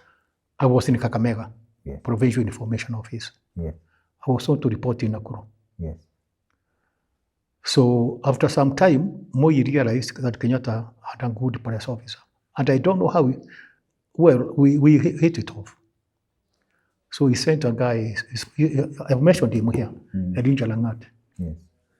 Kaambia hiyo kijana hiyo, nilikuwa na big crop of hair. Hiyo kijana iko na nywele kubwa. Naandikia Kenyatta, ulete. So secretly nikaja nikachukuliwa na Elijah na gari ya security ya Moi. Nikapelekwa kwake. So tukaagana. Because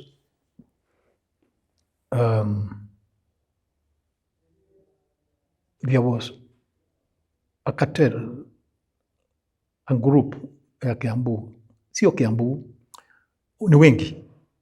Akina Keika Kimani, Jenga Karume, Angaine, Paul Ogei. Now they felt that Moi should not ascend to the presidency on the death of Mzee Kenyatta. So akaniambia nisaidie. So tukaagana niwe nikitangaza whenever Kenyatta was coming to Rift Valley.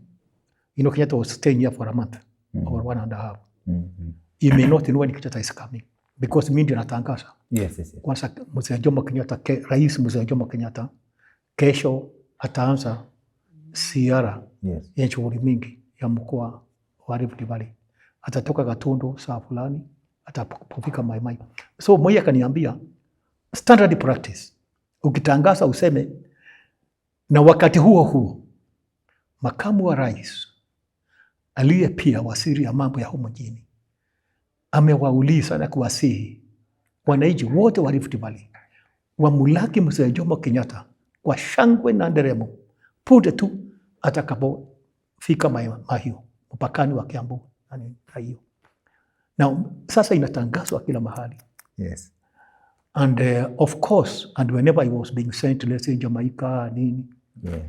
Yeah, so alikuwa ananiita kona na niambia utangaze kwamba makamu wa rais anaondoka hivi leo jioni kuelekea Kingston, Jamaica, kumwakilisha Mzee Jomo Kenyatta katika mkutano wa nchi za madola. Yes. Rais Moi, makamu wa rais anaandamana nayo. So ikawa namna hiyo. So very smart play at that time. Yes. Unasikia? Yes.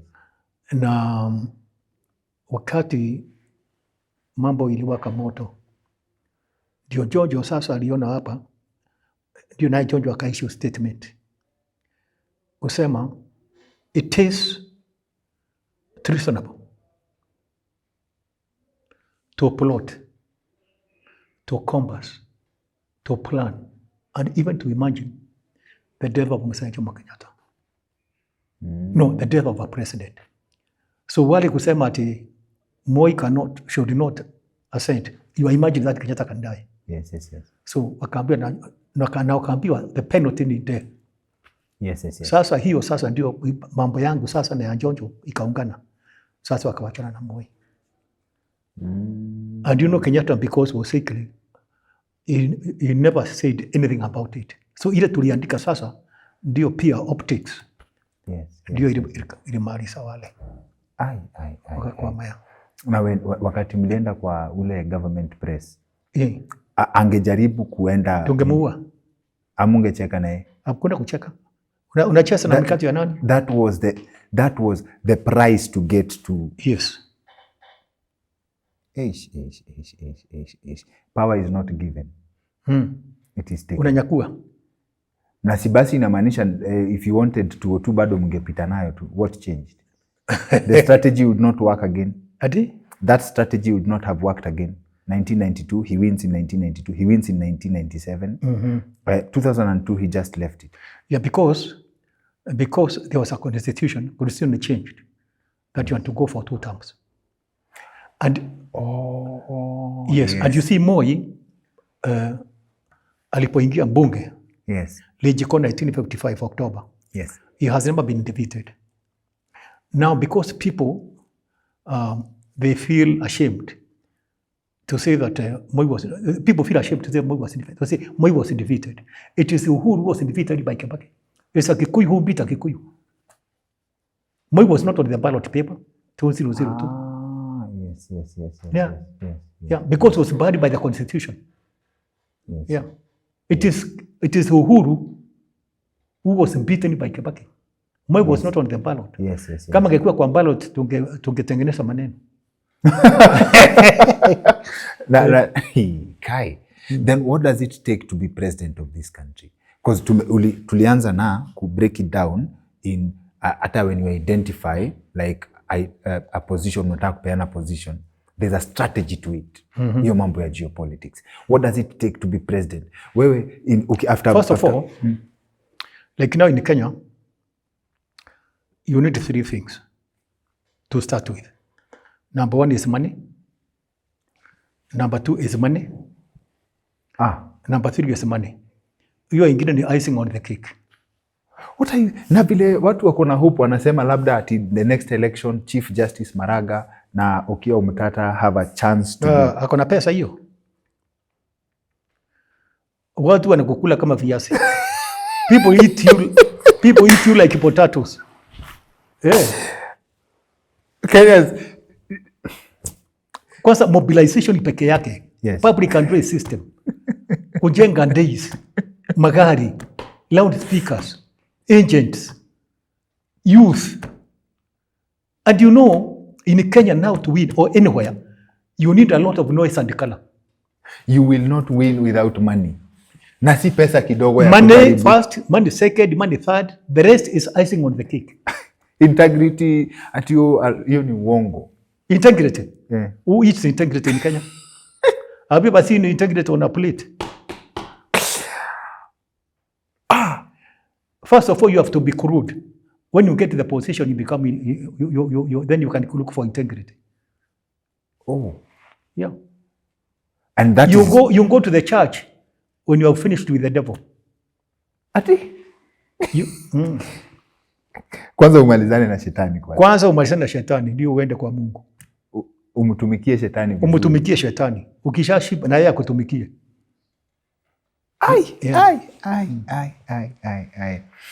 Sasa unajua, you've said it as it is. People don't like to be told things as they are.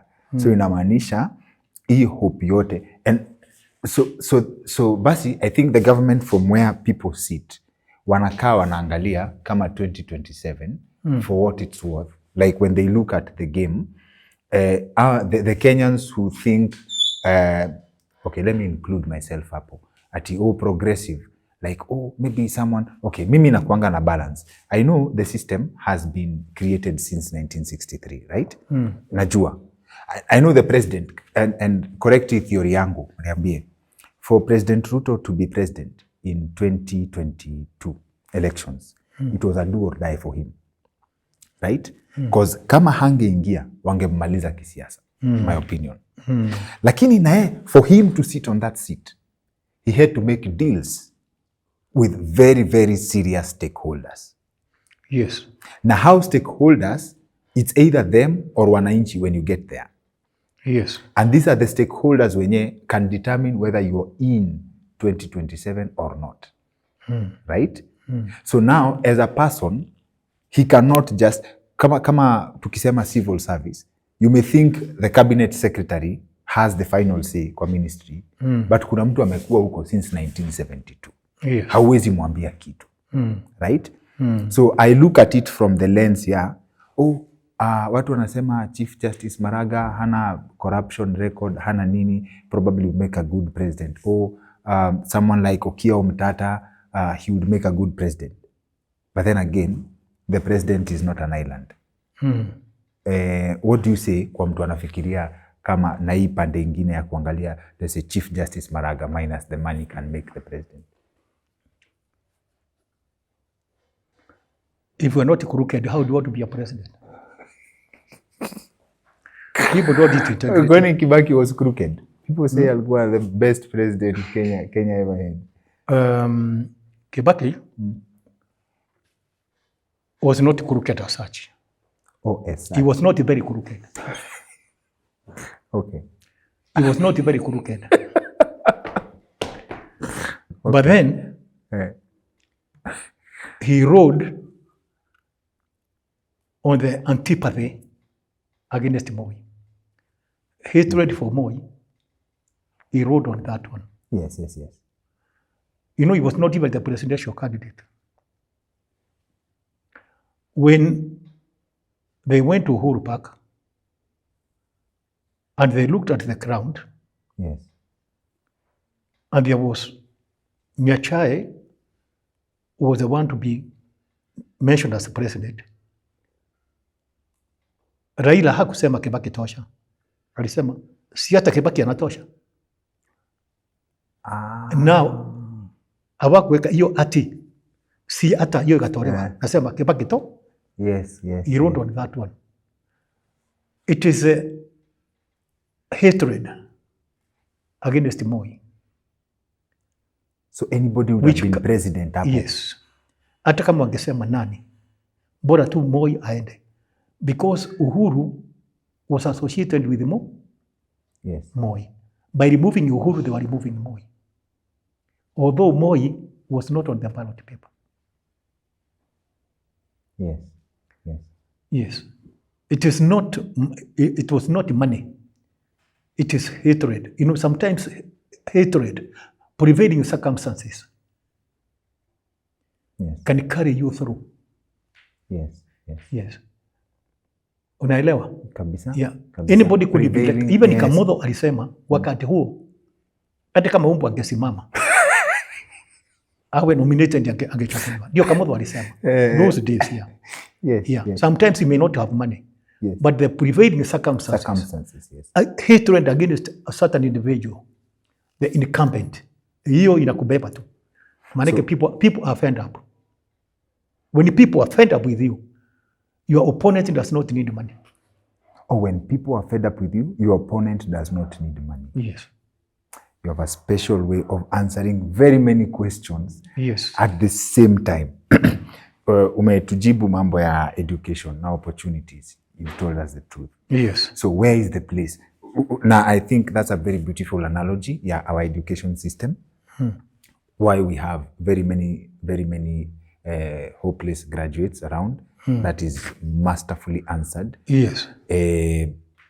That is in fact brilliantly answered. So now tukikaribia kufunga, what's the place for a person who believes like in the philosophy of what a good country should be? We've accepted our politicians are a reflection of who Kenyans are. Yes. Kenyans are corrupt. You na agree na 100%. Yes. But that's not the original philosophy of why this country was created. We have established that we are not one. We are together, but we are not united. Yes. Sindio? Yes. So what would it take for us to be united? And what would it take for us to live up to the spirit of a true nation of integrity? Yes, I told you, the glue that will put us together Yes. is fair play and justice for all nations. Is it possible? It is possible. Even if we shall not satisfy everybody, but at least people will feel Yes. that Represented. Yeah, because you see, every leadership, Jomo Kenyatta, Kibaki, Moi, Uhuru, our current president, it is not, well, sometimes they say, we are one people. But then when you go to Ukambani, you negate that statement by saying, nyinyi Wakamba, hapa nimewapatia Mutua, Alfred Mutua, nimewapatia Malonza, for example, nimewapatia so and so. Then if we are one, then why are you calling them Kamba? If you go to the Luya land, Yes. you say, nyinyi Murembe, nyinyi Waluya, hapa ni Mudavandi, Wetangula, okay? Then, if we are one, then why are you mentioning the name Luya? You are agreeing by your expression Yes. that they are a Luya, they are a Kamba. Then you go to Meru, you say, here you have Mother Kome, Yes. you have so and so. Yeah. Then you say, we are one. And then in your speech, you tell us we are not one. So let us agree we are not, we are many nations which have agreed to form a state. So look after, if you want to look after Meru, see that you look after the Eromolo. Now when you go to the Eromolo, what will you tell them? Can you, is this? Because I remember, like during the Moi time, because I speak authoritatively because I was there. You see, Apokomo, head of civil service, Fares Kwindo. And in State House, we have also Apokomo waiter called Nancy Bisiko. And then you go to the smallest community, Tana River, called the Marokote. You have an ambassador in Iran called Mohammed Omasoba. Marokote, wale wanakula mamba pale. So ukienda kule, wanapiga makofi, iko mbuti yao. Which begs the question. Which begs the question. So that even there are no possessions. Now, what if now you take a Marokote ambaye amesoma? Give him even a deputy secretary when I was assistant secretary. So ukienda kule, for example, I remember whenever you want to go to a place like Luhyaland. Yes.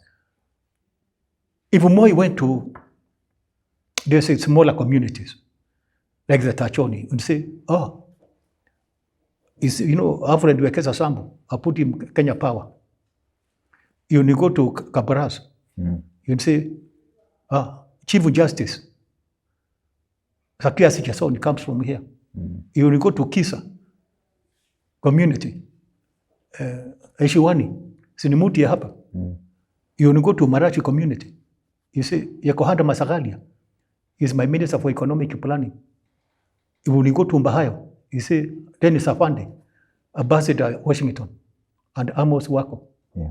You go to Banyala, say, Mutia Ngumo, you wake up. So that every community, na tukienda tunaandika mahali, tunamwambia ukienda hapa, huyu ni wa huko.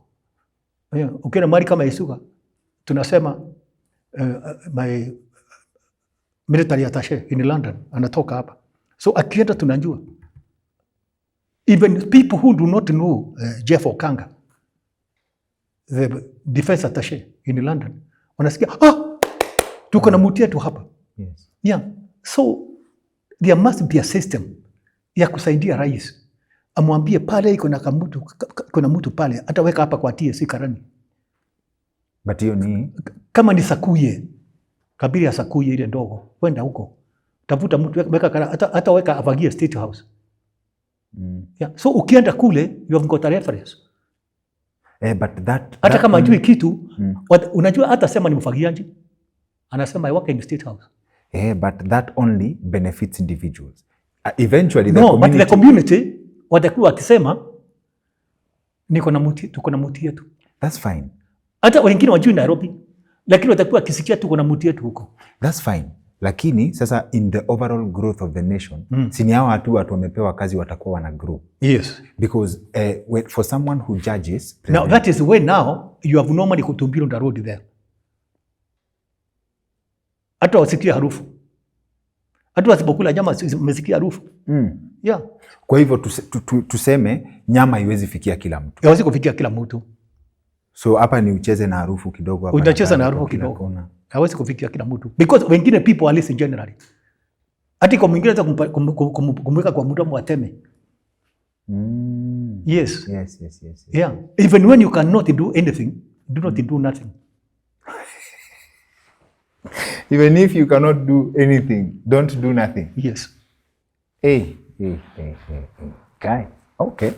Na sasa tukifunga, this is I was curious about this, and then utatuambia something else ungependa kuongelea. In the book, and people can grab a copy of this book, The President's Pressman, kwa Nuria Bookstore. Kwa description ya hii video, we have a link, direct link to where you can buy this book. One of the most interesting reads. Hii hata I think nilisoma bila kuweka chini continuously because of how interesting and how it shows the Kenyan politics. When Mzee Jomo Kenyatta gets to the presidency, he has a presidential escort, the trained police officer who are the police. But then there is a group of people who volunteer to protect him from Gatundu, who are enlisted, who he orders to be enlisted in the police force. Wanakuja wanaitwa Gatundu 1. Ukasema they operated with such impunity, right? Because, and I think you link it to illiteracy, right? Na tumeshaona the cost, the general cost of illiteracy, even to the country as a whole, right? Hii impunity yenye wana operate nayo, and am I accurate to say there's a direct link between illiteracy na impunity? This is the place for education. Yes. Na hiyo impunity sio illiteracy peke yake. Ni circumstances. Now these people were kind of Mau informers. Okay.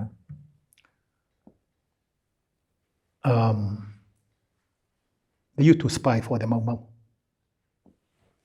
Okay.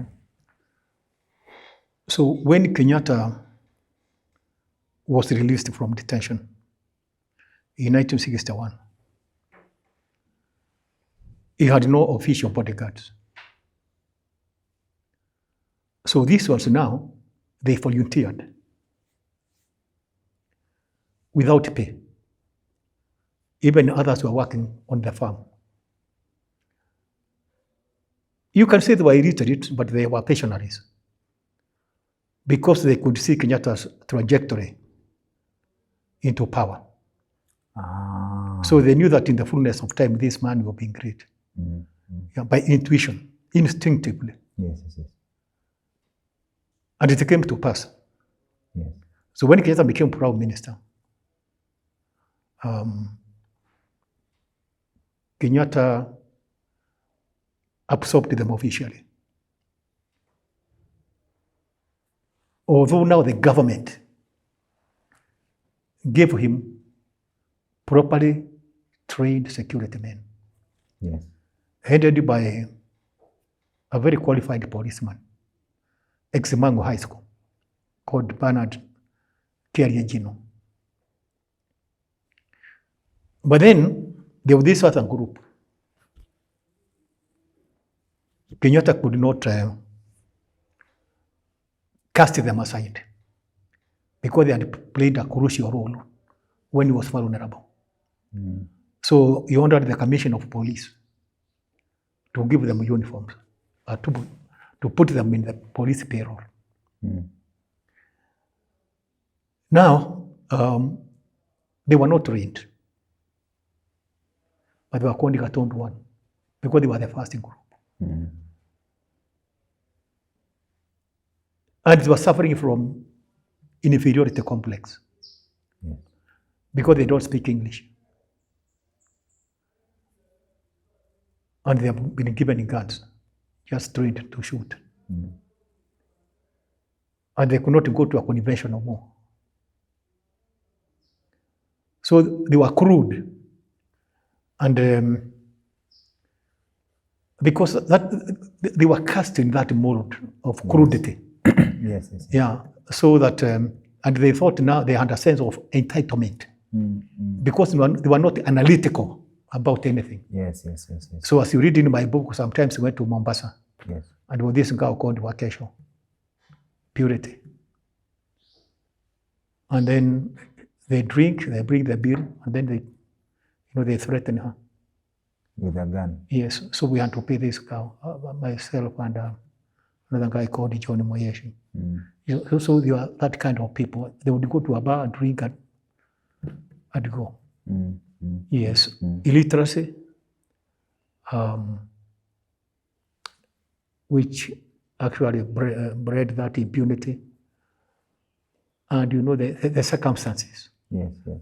Yeah, which they found themselves in. They were crude. Yes, yes, yes. Yeah. Yes. And you've seen, even we went to a hotel called Eden Rock. Yes. They stole towels from the hotel. Towels. Towels. Na ni watu wanawakia president. Yes. And I saw some, they carried these coffee tables. They wanted to put it in the car boot. It refused to fit in. Then they called the table very bad names, profanities. Yes, yes, yes. Why are you refusing to get in? Yes. Illiteracy. Yes. Illiteracy. Yeah. Yes. Hii kitabu is a very beautiful read. In fact, it's one of the finest book written by a Kenyan author, and I believe you also write with a very beautiful sense of humor. Hata kwa hii conversation umenichekesha genuinely. Tumeongea for 2 hours na some of the things najua nikiguza tu hapa it's a whole new conversation. Yes. So now for the sake ya mahali tumefika kwa conversation, what would you wish that Kenyans knew? Wewe ama the person watching this. What I wish they knew. Kenya ungependa wajue. Acha siku wish they knew. Chenye ungependa watu wajue. Sahi. From your perspective. Is unfortunate that Kenyan history is not properly taught. Yes. And the suffering the people underwent during the colonial era. In fact, that should be emphasized in schools because we were persecuted by the colonial government. We were subjugated. Our dignity was trampled underfoot. We were abused, insulted, misused, and many people died fighting for independence. Why did we fight? Why did people even, because people tend to think that the people went to the bush to fight were illiterate. No, they were not. Even there were some people who were leaving their jobs. Like a relative who was a veterinary officer, they used to go to the bush. There are some people who had gone to the army soldiers. They went to the bush to fight. But we have lost sight of that one.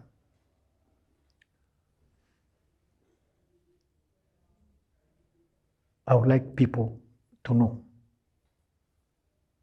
that our independence was attained through blood and sweat, persecution.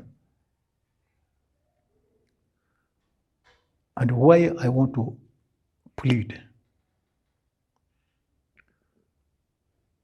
with the Minister of Education and the powers that be to review the system of education, because we are going back to the British system of education in the colonies, where people were not allowed to think because we were being told, you are not allowed to think, you do what you are told. Because we are being educated up to a certain level in order to serve the interests of the white people without questioning. Basically, I would like people to know that I saw and I lived through the struggle for independence because I was born a British citizen. Because when I was born in 1949, we had a king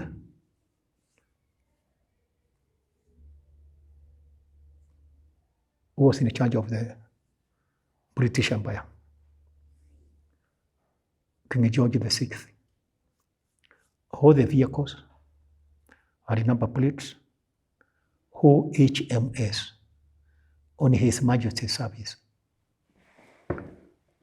We were singing the British national anthem, Oh God Save the King. 1952, the king died. The daughter, Elizabeth, ascended to the throne. The vehicles were still OHMS, by this time on Her Majesty's service. So we underwent a lot of suffering. And the people expected that things would be better. 1963, at independence, people had great hope for the future. It went to a crescendo. And then sometimes before Kenyatta died, it started going down. When Moi came, he gave them hope. Then somewhere along the line, it started going down. Kenyans do not need this zigzag of hopes and despair, hope, despair, hope, despair. Yeah. We need a trajectory of hope throughout. Because there is no need saying, at independence, we are on the same footing economically with the Singapore, with the Malaysia. Yeah. Whom do we blame? That's a good question, actually. In Shakespeare, I remember somebody telling Brutus that, dear Brutus, the problem is not with our stars. It is with ourselves. Mm-hmm. We build our country, or we perish. Okay. Yeah. Can Kenyans be united? Yes, Yes, I told you formula. the glue. I understood the glue. Yeah, the glue that will unite the Kenyans is fair play. Can they really? Because They can. They can. In a country like Malaysia, yeah, you've got the indigenous people, you've got the Indians, you've got the Chinese, and they are united. And unite for a developmental purpose. But we've separated development from hope because we already know that whatever you do for people doesn't matter. It's how Yes, long but you can now play PR. give them, people want fair play, bring people together. And Why does America develop? Do you know that America's got the most tribes? Do you know there's a Luo who is a citizen of America? There's a Pokot who is a citizen. A Mwembu is a citizen. An Indian. Yes. Yes. Oh, my way. I've never looked at it from that perspective. Yes. Never looked Now, at it from that perspective. you read the Daily Nation. Yes. In the obituary, you see the father of so and so USA. Every column, so everybody who dies. Yes, yes. No, every other person who dies They have has got relatives. somebody in the USA. Yes, Say yes, USA, USA, USA. Wow. Yeah. But they managed. But And someone they said manage, that yeah.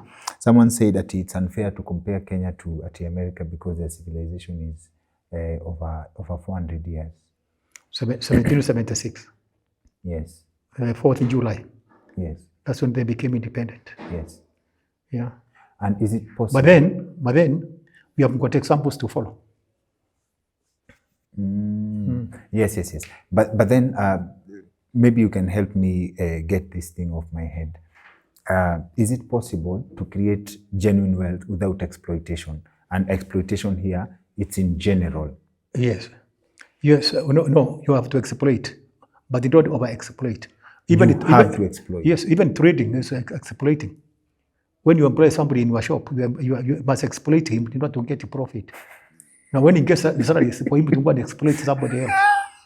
Or is the system? Yes. You exploit your level. Trade is exploitation. No two ways about it. No. So trade, like now I've got this small hotel here. Yes. This is my kiosk. Yes. I have to exploit somebody. Yeah. Yes. Now, when he has a drink, he exploit him. Now he has got an employee. Yeah, and I exploit man. Yes. So the problem is the people who over-exploit. Yes, don't over-exploit. Exploit with decorum. With decorum. Yes. Don't kill. Unakamua ng'ombe lakini usiue. Ndio kamue kesho ya. Ndio kamu. Usikamue damu. Maziwa tu. Yeah. Just enough for you. Yes, just enough, yeah. Na uachie gashao pia kidogo. Wazie njao kidogo. Sawa basi. Na sasa the same problem, the same system I believe is replicated in Africa. The situation is in Kenya is the same as Africa. We recently had a candidate to African Union na alianguka and the country celebrated na wakaambua Kenyans are not patriotic. I also celebrated. You celebrated? Yes. Why?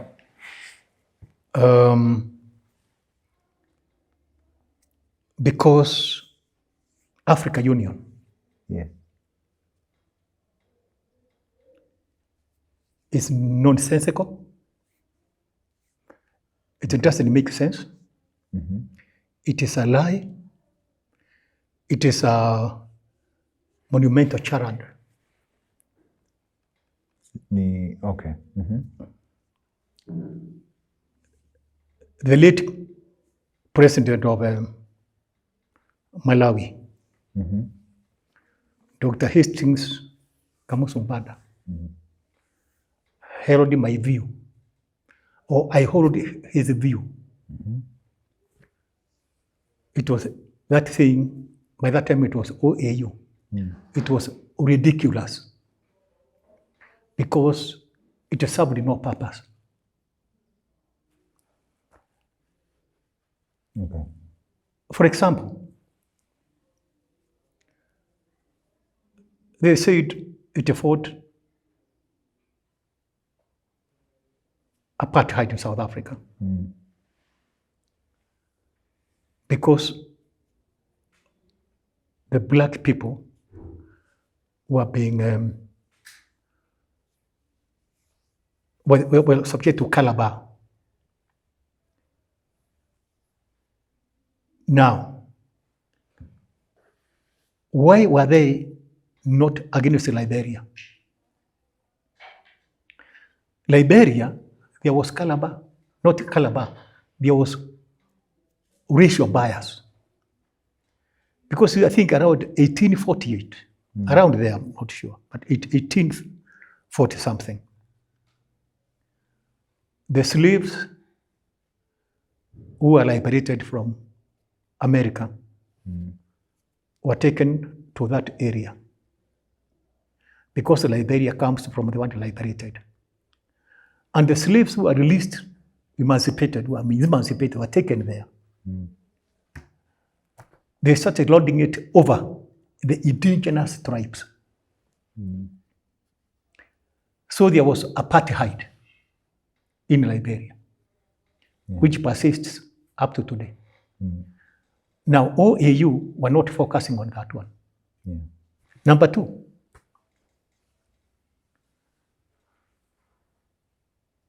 is Sudan part of Africa? Why is it in the African Union? Sudan. Do you know in history, or if you Google, the first African country to be independent is Ghana, 1957. But actually, it is Sudan. Sudan or Egypt? Sudan, 1956.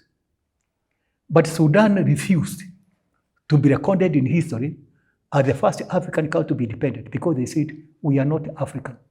Oh. Because when they became independent, in 1956, it was called Anglo-Egyptian Sudan. It was ruled by both the Egyptians, by the English and the... Okay? Yes. Now, when they became independent, Sudan, we had the Anyanya group of black people. They wanted independence. It's because there was apartheid. Arabs bias against the black people. Because later we had SPLM. If it is independent, then why do we have Sudan People's Liberation Army? SPLA. Yes. Now the OAU did not focus on the Sudan, that the black people were being mistreated, subjugated, abused, their dignity trampled underfoot by the Arabs. That is why Kamuzu Banda said the people, the presidents who are advocating for Organization of African Unity were moral cowards and hypocrites. Yes. He even insulted Kaunda and Nyerere. He told them, how can you speak against South Africa when your stomachs are full of South African beef, mutton, and pork. Yeah. And he told them, why are you going to Addis Ababa to talk about South Africa? Why don't you go and face them if you are a man? That is why Kamuzu Banda, when now all the African states cut off ties with South Africa, Kamuzu Banda visited South Africa, state visit, and even opened a fully fledged embassy and appointed Joe Kachingwe as the Malawi ambassador. And because of that, also South Africa appointed an ambassador in Malawi, based in Blantyre. Yeah. And to repay Kamuzu, they built the Lilongwe, the new headquarters. You see, why do you talk about Africa Union? When Raila was going there, he had to have a passport, a visa, and change money into beer, Ethiopian beer. Then what is the union? Yes, there is that too, yes. Where is union? Where is the union? Yes. Because now, if you go to Tunisia, you have to change your money into Tunisian dinar. If you go to Sierra Leone, you have to change your money into Leonese. If you go to Ghana, into Sendi. Yes. If you go to Botswana, into Pula. If you go to Malawi, into Kwacha. If you go to Nigeria, into Naira. Now, where is the union? I see. What is it for? What is the impact? It's just a waste of time. Okay. Now, which Africa Union? People are fighting in the DRC. Yes. Where is Africa? Where is the union? You see, instead of people getting united in Africa, they are disintegrating. Yes. Eritrea, they broke away from Ethiopia in 1993 as an independent state. And immediately, they went to war of abandonment. In 1960, Mali and Senegal, they formed a federation. Within 2 months, they broke. Yeah, they severed the connection. Yeah. So instead of now uniting, see, a country like Rwanda, Burundi, it was one country. Now you have got Burundi and Rwanda, very small countries. They don't see eye to eye. Even now, they are at Ndaga's drone. Do you think that we can have a united Africa? Do you think over 200 million people in Nigeria, we can be united in such a way that the president of Seychelles, who are 100,000 people, you think Bola Tinubu can allow a person from Seychelles to be the president of Africa? Whenever you used to go for meetings in Egypt, Hosni Mubarak, in his speeches, Egypt is ready to work with Africa. Morocco, they wanted to be members of the European Union. And when you talk about slavery, people are being mistreated. Up to now, black people are enslaved in Mauritania. And again, why? Like slaves as we know. Yes, even today in Mauritania. Now, how can you talk about the Africa Union? Which union? You see, Captain Thomas Sankara, yes, he was killed by the French because he was rooting for the dignity of the Burkinabe people. And then all of us, Africa, we have got embassies in Paris. But then you don't have to have relations with the Dutch people in South Africa. because they are mistreating the black people. But the French are killing presidents. I remember in 1996, around 1990s, President Pascal Lissouba of the Congo, he came to visit Moi. Now, when he went back to the Congo, he told the French, you are paying me 22% of the oil you are extracting from my country. Pay me that 2%. 2 days later, he was replaced with General Sassou Nguesso, Denis Sassou Nguesso, who had retired from the presidency. He was a military general. Because Lissouba was the first democratically elected president in Congo, not in DRC, Congo itself, Congo Brazzaville. Now, they are mistreating our people elsewhere. What is the difference between French, who are killing presidents in Africa and removing them, and the Dutch, who are giving people education? People like Charles Jonjo, who is educated in South Africa, Dr. Njoroge Mungai, Masinde Muliro, in South Africa. But then, the ones who commit bigger crimes, you cavort with them. You eat with them. Hypocrisy. Okay. So, Africa Union, which one? Understood. Understood. Where is it? What does it do? Understood. Understood. Do you understand? Yes. Yeah, that's why Kamuzu Mbata said, if the devil gives my people food, forward with the devil. That's why in 1971. And by that time, even our passports, except South Africa, go anywhere in the world except South Africa, there was a Muhuri. Yeah. But at the same time now, you are dancing with the white people, who had killed us and who continue to kill us. Okay. Yeah. Okay. So, final thing, in your time, how would you have handled the Gen Z protests if it happened with you in the system?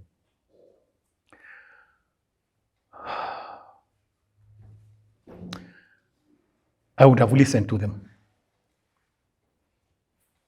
and given them hope, because nobody saw it coming. It was like a whirlwind. I think I personally would have been caught unawares. Because when it happened, I was in Nairobi. And I did not like it. And as I said sometimes last year, there is a lull. It's a retreat. It's not a complete surrender. And it is becoming worse. Such a problem was in June. By December, the same year, the problem was increased by about 500,000 youths because they graduated. But because you see, when people talk about graduation, they talk about universities. People do not talk about these other tertiary institutions. And people in form who neither go to polytechnics, they don't go to university, they are just there. So could be the problem is increasing by about 700,000 per year. And they are not employable because factories are not being expanded. There are no job opportunities. I remember around 1985, we went to Githunguri, in Kegumo, in Muranga. One guy told Moi, in 20 years down the line, even if I'm given the presidency on a plate, I will not take it. because the population will be so large. People will be so enchanted with life. Opportunities will be so few. It will be explosive. It's a ticking bomb. 500,000 every year, you see. And there is nobody to handle this problem. Because we are in the public space. We are not seeing, because we are the fathers of these children, and we are the grandfathers. They are our children. And you find them across Kenya. They are everywhere. This is a problem which can give anyone sleepless nights. Okay. Yes, and there is no instant solution. No instant solution. But then again,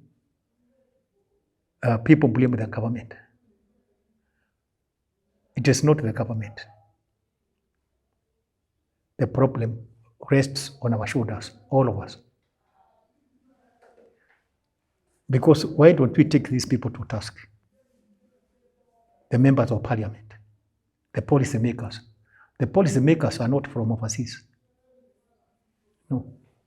Okay. Kenya Curriculum Development Somebody, they are such a body. This curriculum, what is it? And even sometimes I saw that some polytechnics being converted into universities.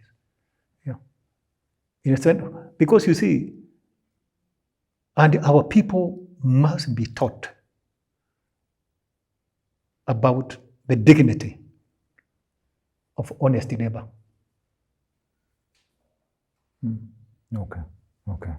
And do you think as a strategy, as a government strategy, the abductions and forced disappearances helped in any way? No.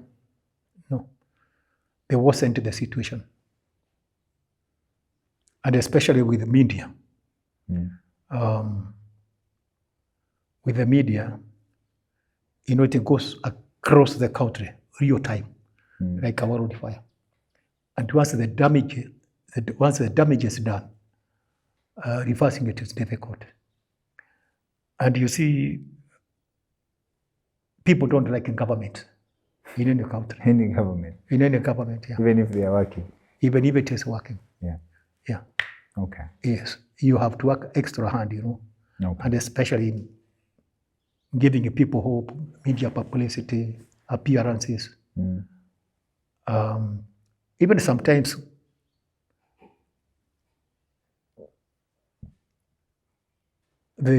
some leaders, let's say ministers, called cabinet secretaries, principal secretaries, they should appear what are called meet the people tour. Because sometimes when people don't see cabinet ministers, cabinet secretaries, principal secretaries, they feel that the government is too distant from them. Yeah. As if it is not theirs. Sometimes go greet the people. Let the people feel the government. Feeling is very important. And appreciate it. That is why what we call meet the people tour. Not in development tours, just meeting the people. But it's not working. Say you have pictures everywhere. You go meet the people are not there, you have to mobilize. People talk of fake crowds, people talk of paid crowds. You go meet the people shout you down, you do something, as in it's almost now like it is now for you to ask, why are they shouting me down? Okay. Yes. Okay. So you sort that first. You sort that first, yeah. Okay.